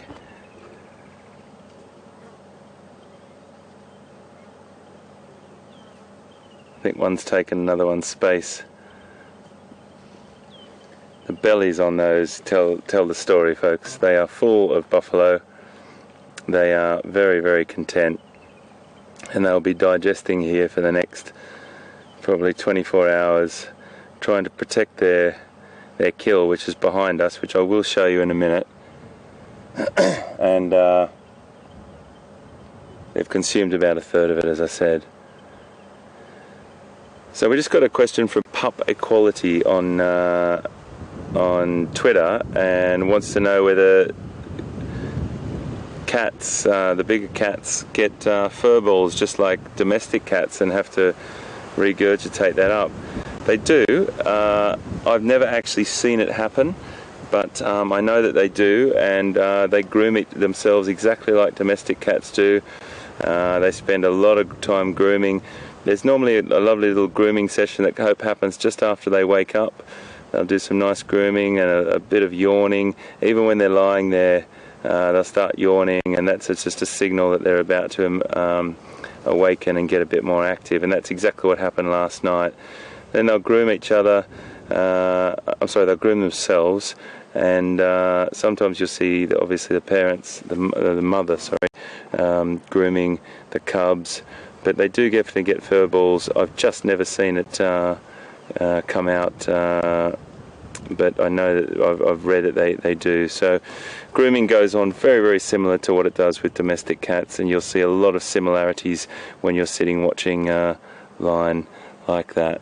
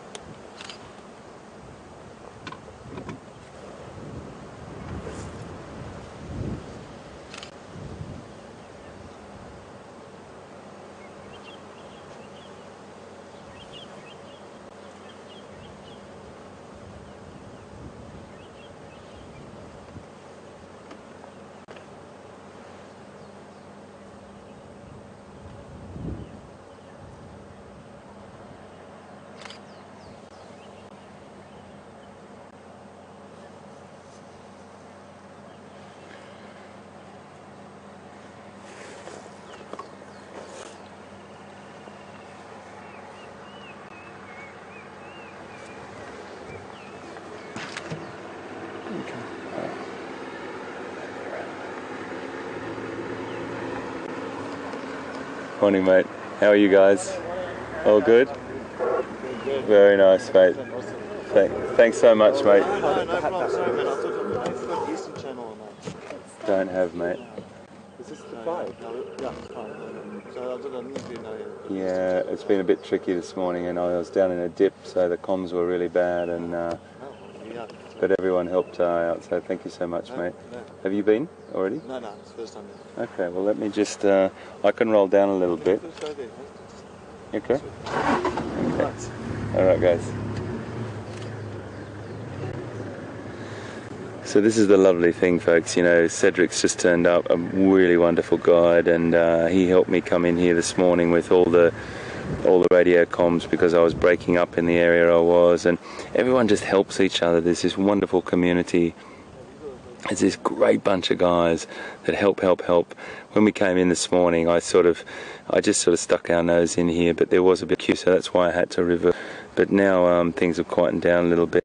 We've got our cats again, and we'll sit around with them for a little bit longer. Occasionally they get up and go off and have a little bit of more of a go on the carcass, just depending on how they're feeling. But at the moment, they're just jostling each other for position and getting annoyed with each other, putting each other's feet on each other.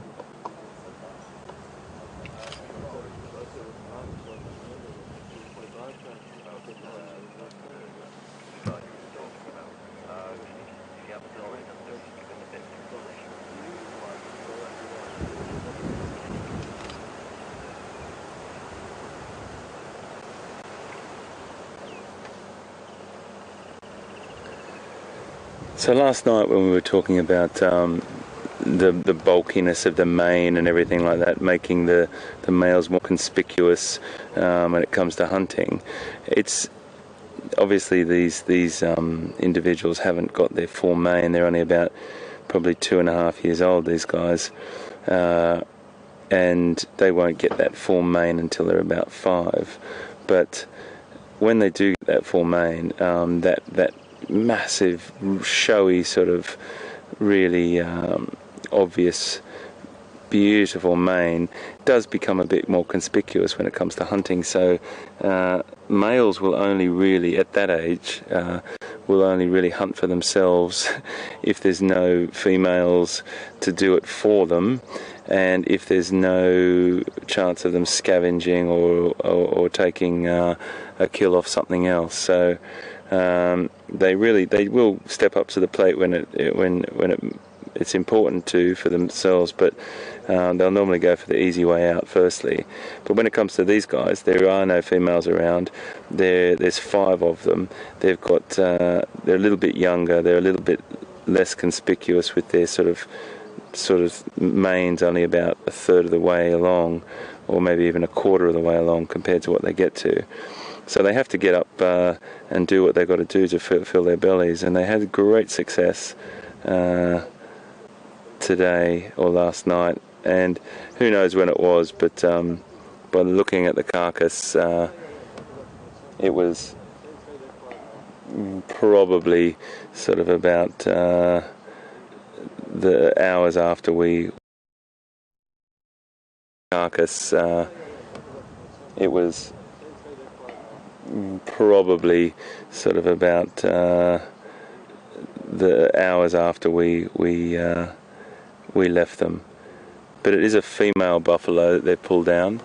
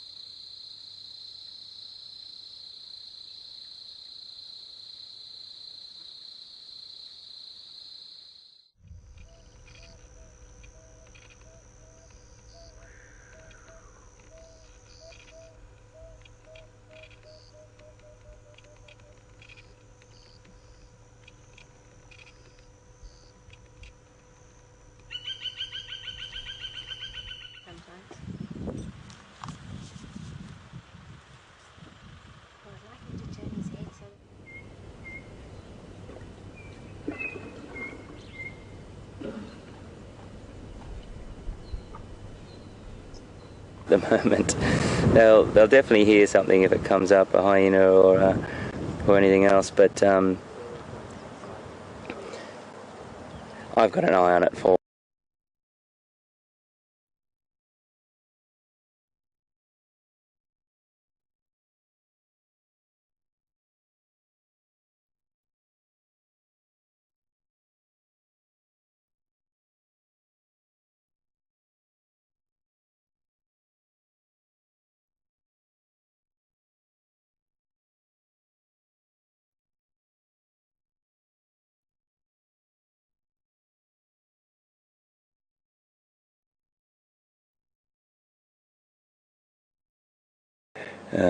Birmingham boys may have had a little go at them. Well, they obviously did, and had great success, which is fantastic to see them, a successful coalition of 5 males, and if they stay together and they meet up with a pride and take over a pride, they will be an absolute force to be reckoned with.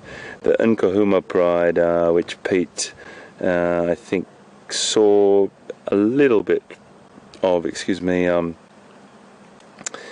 maybe a week or two ago, which consists of about 9 females, or 8 females I think, and 1 male. It's roughly those numbers. If these boys were in their prime at about 5 years of age and came across them, they would, I would say, pretty much 90% sure that they would take over that pride. If they had their wits about them and they had their strength and they had their courage to do it. 5 males like this, my goodness, it's an incredibly huge force.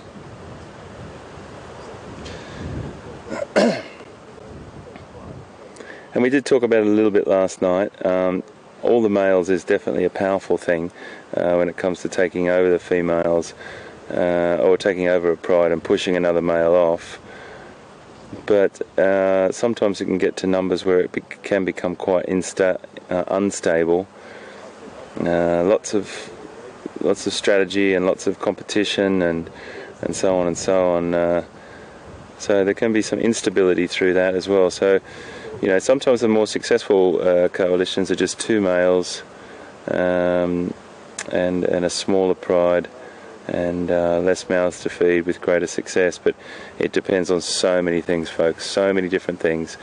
The concentration of line in the particular area and the availability of food and so on and so on. Whether they're living on a private reserve, like a protected reserve like this, or whether they're on communal land, it really does have a lot of external contributing factors that play a role in how the structure of the pride carries on and goes forward.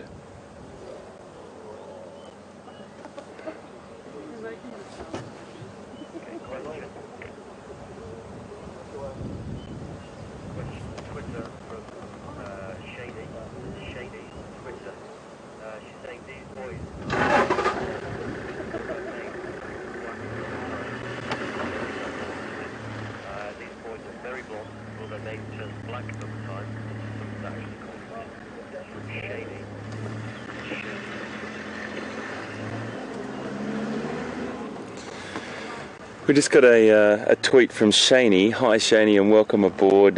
We found the boys again, and your question is a great question about the mane.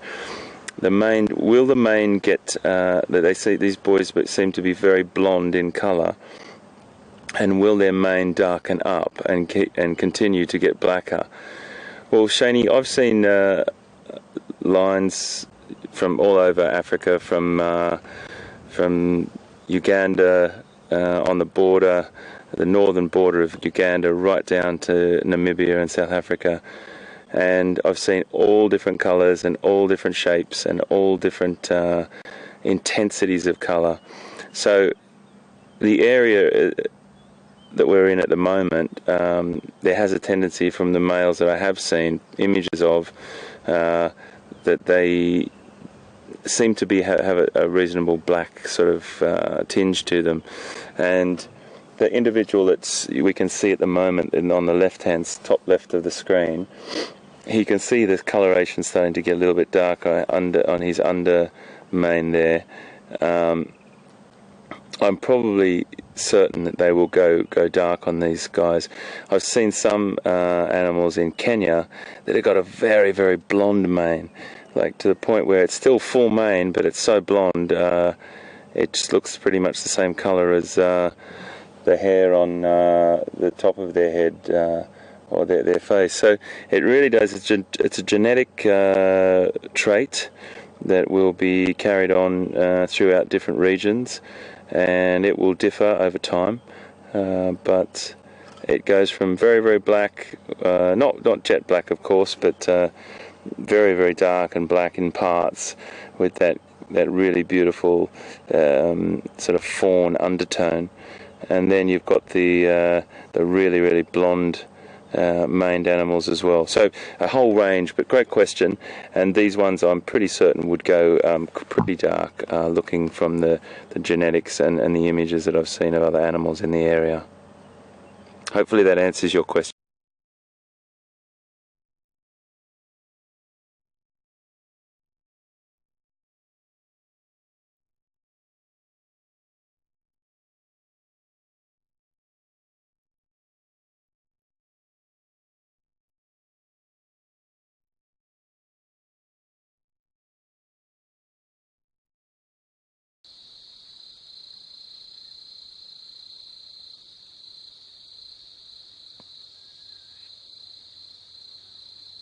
Depression.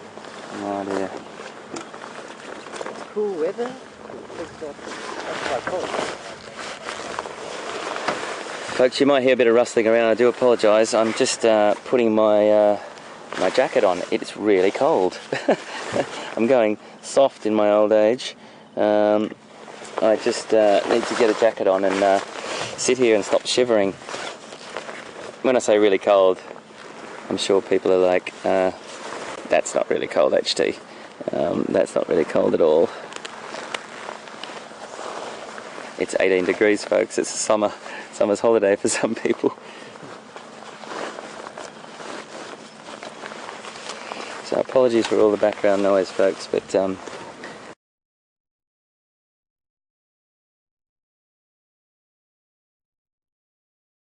when I say really cold, I'm sure people are like, that's not really cold, HT. That's not really cold at all. It's 18 degrees, folks. It's a summer's holiday for some people.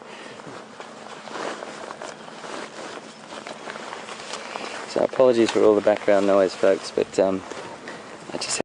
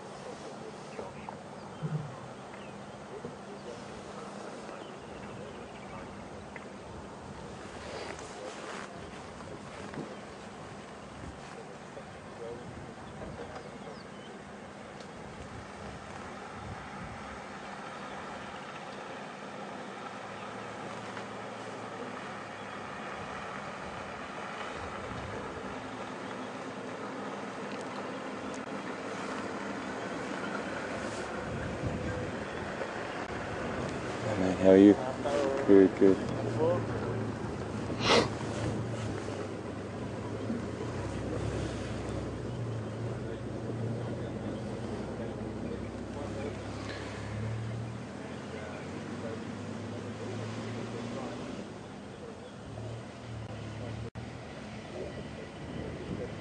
Lots of rolling around trying to get comfortable.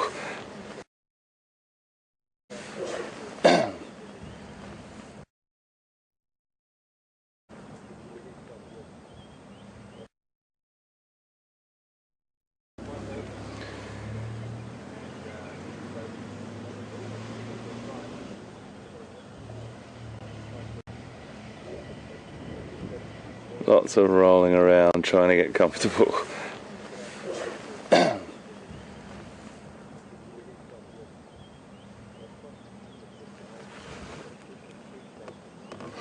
We've got about 25 minutes to go, folks, so we'll just sit with these guys, and I'm sure Scott's still desperately trying to track down these leopard, because I know he had his heart set on this morning. I really want a leopard for Scott, so I'm sure he's doing his best, and he's an amazing, he's got some great experience and is a really super knowledgeable. So if the bush delivers this morning, he should be in the right place.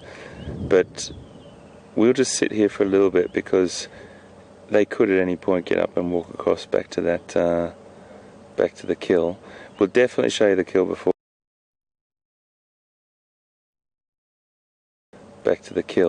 We'll definitely show you the kill before we leave.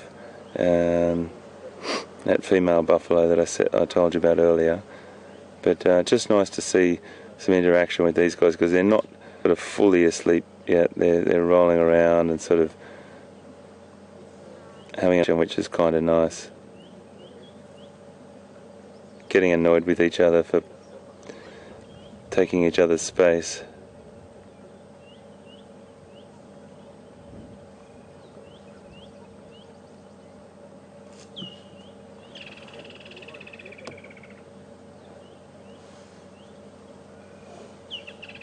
You can see that quick reaction to one of the individuals just flicked his tail, and as he flicked his tail, they all sat up.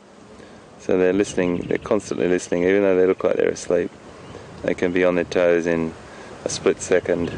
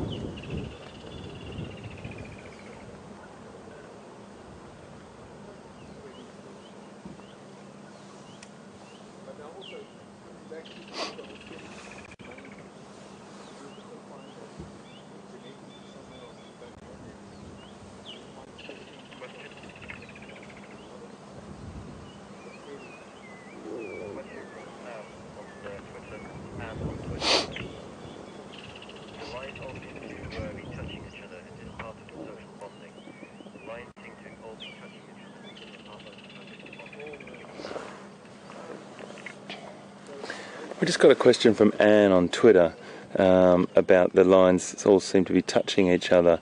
It's a really good question, Anne. I sort of just touched on it a little bit earlier.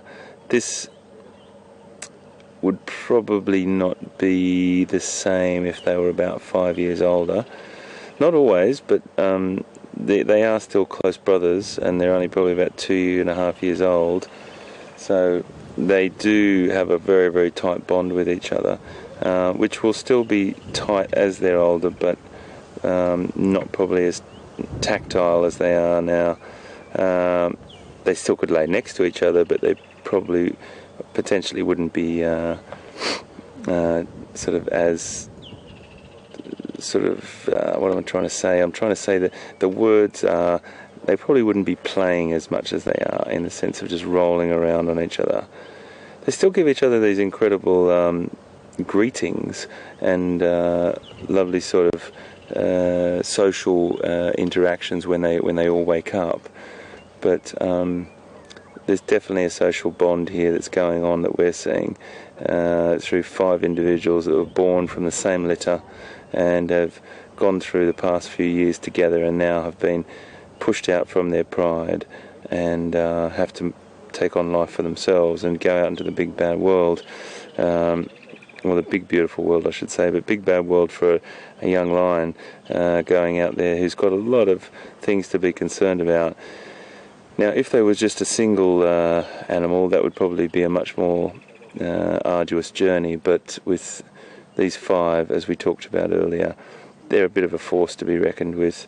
They'll look after each other, they'll protect each other fiercely, and the situation that we see now is definitely that, and a very, very content, full-bellied bunch of lions that are socially very, very tight because of coming from the same litter and the age that they're at.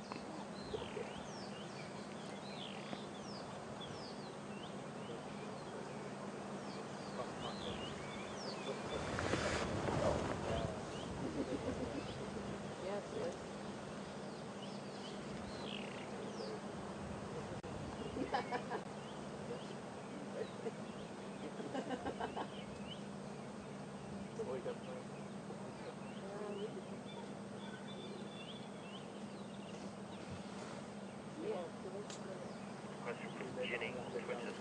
Ginny, Twitter. Do lions ever sustain fatal injuries from small sonic kill? Do lions ever sustain fatal injuries from small sonic kill? Ginny.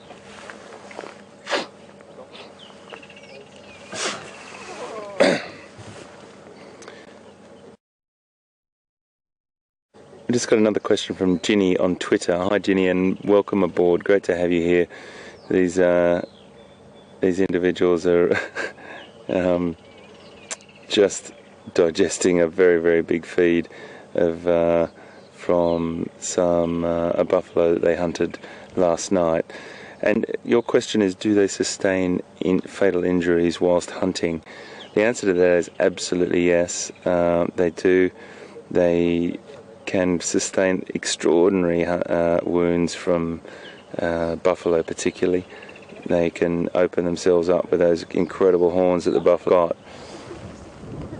I'm just looking across at the buffalo kill now, which I promise you we will show you, but it's the horns on that could still sustain really serious injuries from that. But when you get onto these big bull buffalo, they can be unbelievably big, very, very sharp, and can lift the line.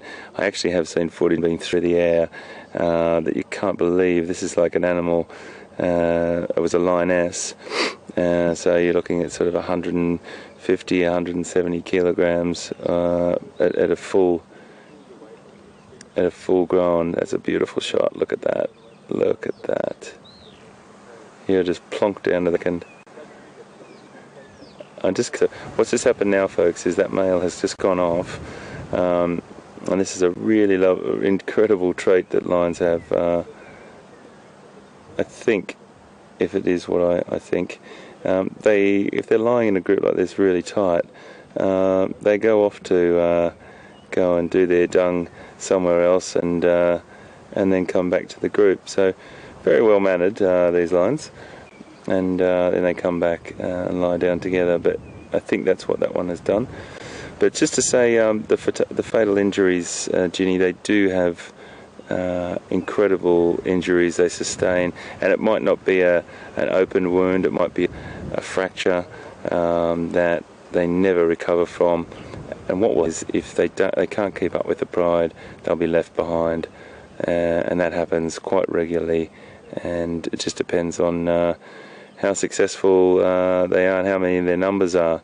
You do find that animals that do take on big prey animals, like for example buffalo, and there's only a couple of them, they might be, excuse the pun, but they might be biting off a bit more than they can chew. That to have a certain number of young buffalo will start to try to take prey that they aren't quite ready for. So if they come across a buffalo, they have a go, they tackle a buffalo, they could sustain a fatal injury easily. Really, really important for them to learn from others and to hunt strategically if they can. They're ambush predators, so they will really do their utmost to sort of work their prey or get out of. And if it isn't an area that they can't get out of and it's open plains, you'll find that a couple of lions will normally push the prey animal onto the ambushes, for want of a better word. So the unsuspecting prey animal will walk or be pushed onto the lions that are lying waiting in ambush. So there's a few different strategies that do happen. There has been some studies that have been done about lions taking up regular positions. Let me just have a quick drink because I'm a bit dry.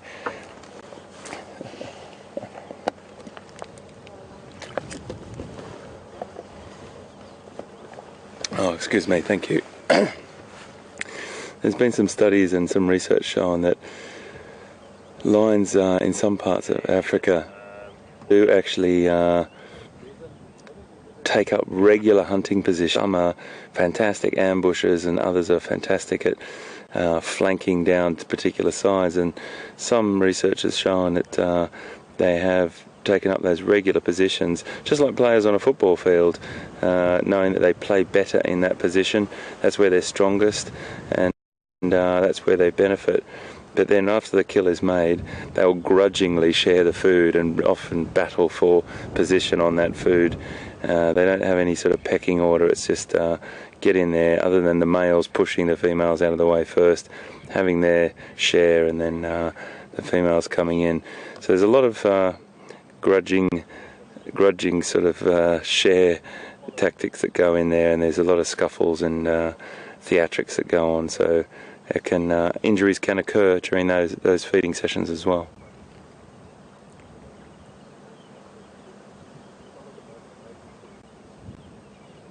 Okay, Hayden, right, can you give me a link to Scott, please? He's over in Impala, but just thought we'd get to have a say goodbye to you on interest, or get a link back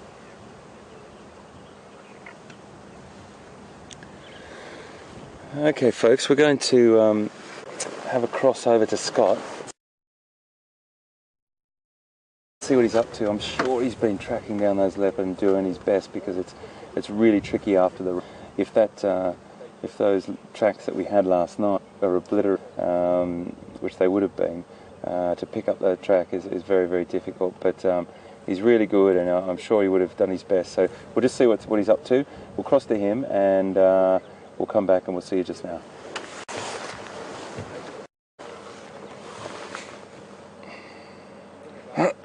Welcome back, folks.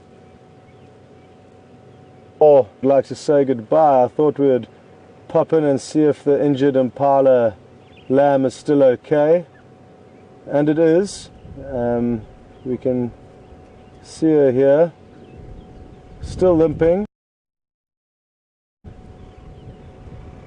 but yet to be found out by any of the predators, which is good news.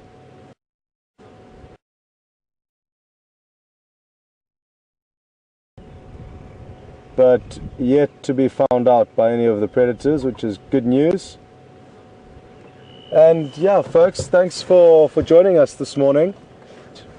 We are from my side, but that's how it goes out here. I was just telling Jason, we put our quiet drives away, and that means we've got lots of excitement to look forward to in future drives. So I really did enjoy the chameleon, though. It's such an incredible animal to view up close and get to see how those eyes work and those beautiful patterns. So I hope that I certainly did. Tomorrow morning, back to Hayden.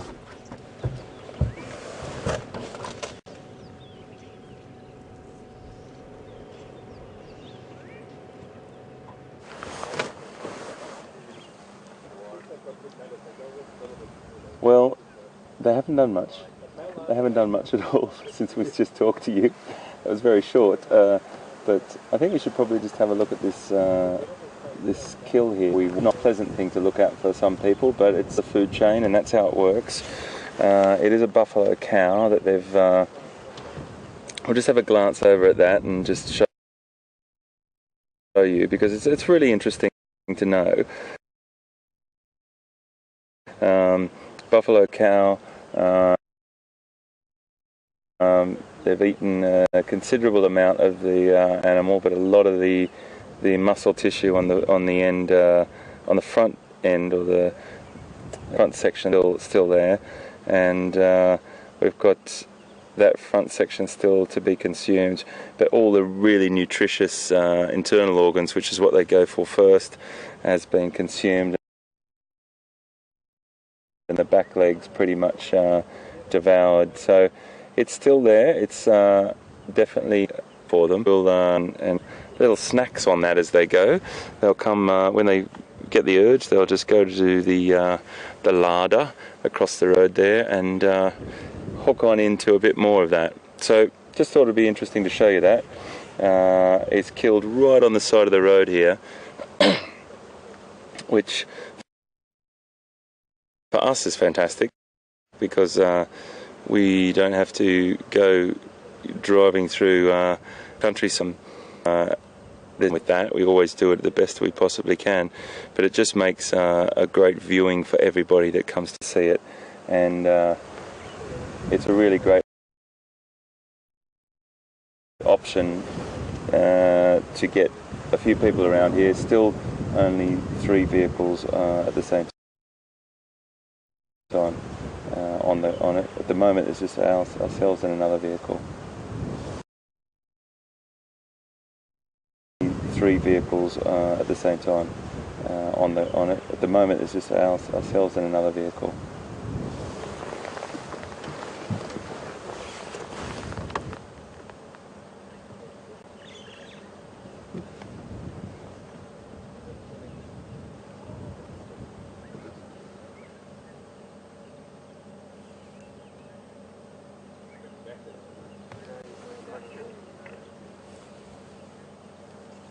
Question from Lev on Twitter. Do lions take their kill possibly lighter than a buffalo?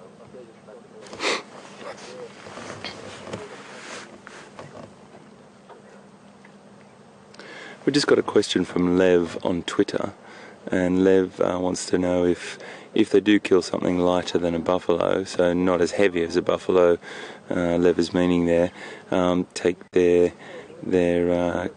prey, their kill up into a tree like leopards do. The answer to that is no, Lev. They don't have the same ability as a leopard, and pound for pound, the leopard is the ultimate cat when it comes to strength, muscle to weight ratio.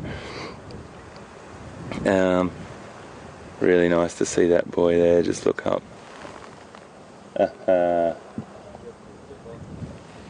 Incredibly good. Sorry, Lev, I'm coming back to finish your question, but incredibly good ears. A vulture has just landed behind us.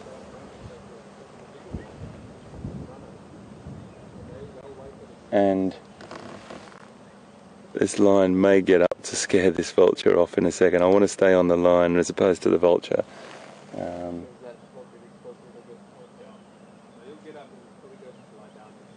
So he's probably going to get up, I'd say, and shoo this vulture off. Even though it's only a vulture, they do not like anyone taking any of their food. Lev, I'm coming back to your question, I promise you, to finish it. I just want to see what happens with this line.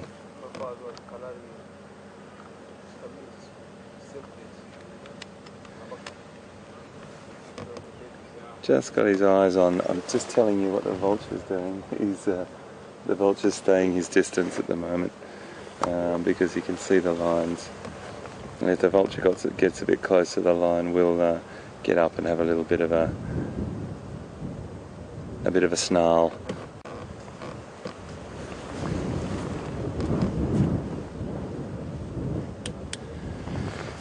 So sorry, Lev. I didn't mean to be rude and interrupt your question with that, but it's just when you do get a little bit of interaction like that, you obviously want to talk about it or some behaviour.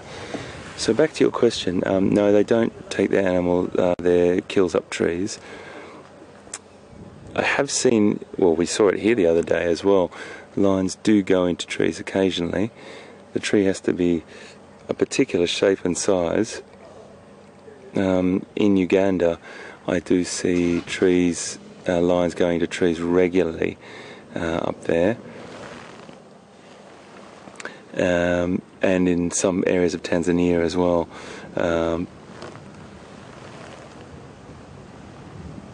And they really do spend more time up there resting. So we did see a little bit up the other day, experimenting, walking along there. They're a little bit more cumbersome up a tree than a leopard.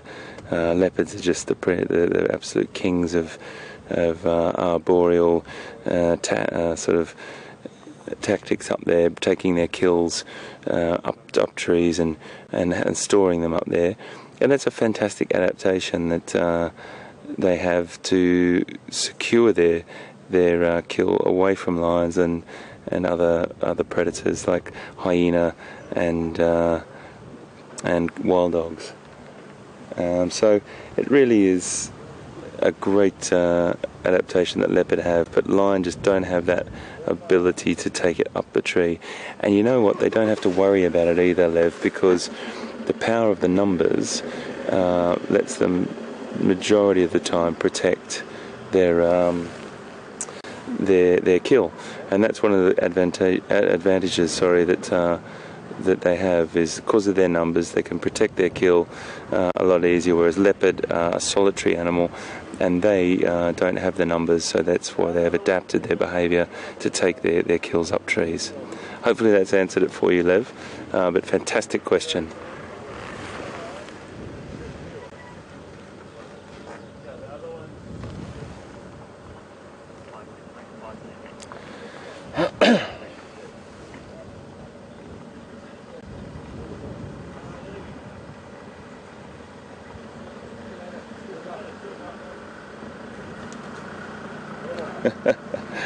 So that one just gave a little bit of a shake. Thank you so much. Cheers, mate.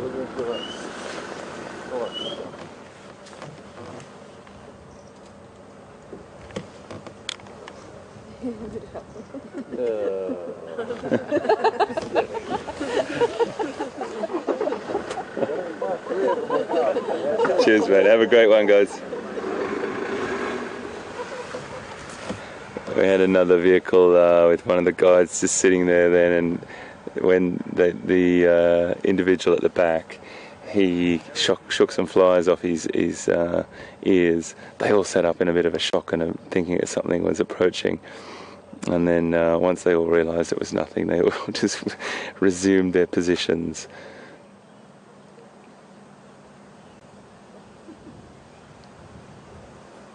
Just lovely to see. Well, folks, I'm going to slowly wind up now. I've got about 4 minutes to go, and I just want to thank you all for being with us today and just sticking with us. And I do apologise profusely about those gaps in the transmission, and also the gaps when I was just sort of staring off into the distance, listening to 3 radio channels talking to me at once and trying to work out where these animals were. And then also getting us onto these animals. It just took a little bit of manoeuvring and communication with all the guys. So apologies about that, but thank you for sticking with us, and I'm sure you understand. We really, really strive to do our best to get you into these locations and see these beautiful animals, and it takes a little bit of coordinating your own mind and vehicles and radios and people and everything, but we're here. That's the most important thing. We're with the Birmingham boys. Absolutely fantastic. They've got a buffalo kill right next to the road, and we'll be coming back to see them later on this afternoon. I really want Pete to see these guys as well, because he has never met this particular group of males, and I'm definitely going to get him in on these this afternoon. So Pete's having a bit of a break this morning, and we'll be back in the saddle this afternoon for our first transmission across the National Geographic channels and Nat Geo Wild. Plus, we'll still be online in all the normal ways that you've been watching over the past month. Check out the websites. Have a good look around. We'll be back with you this afternoon for sure.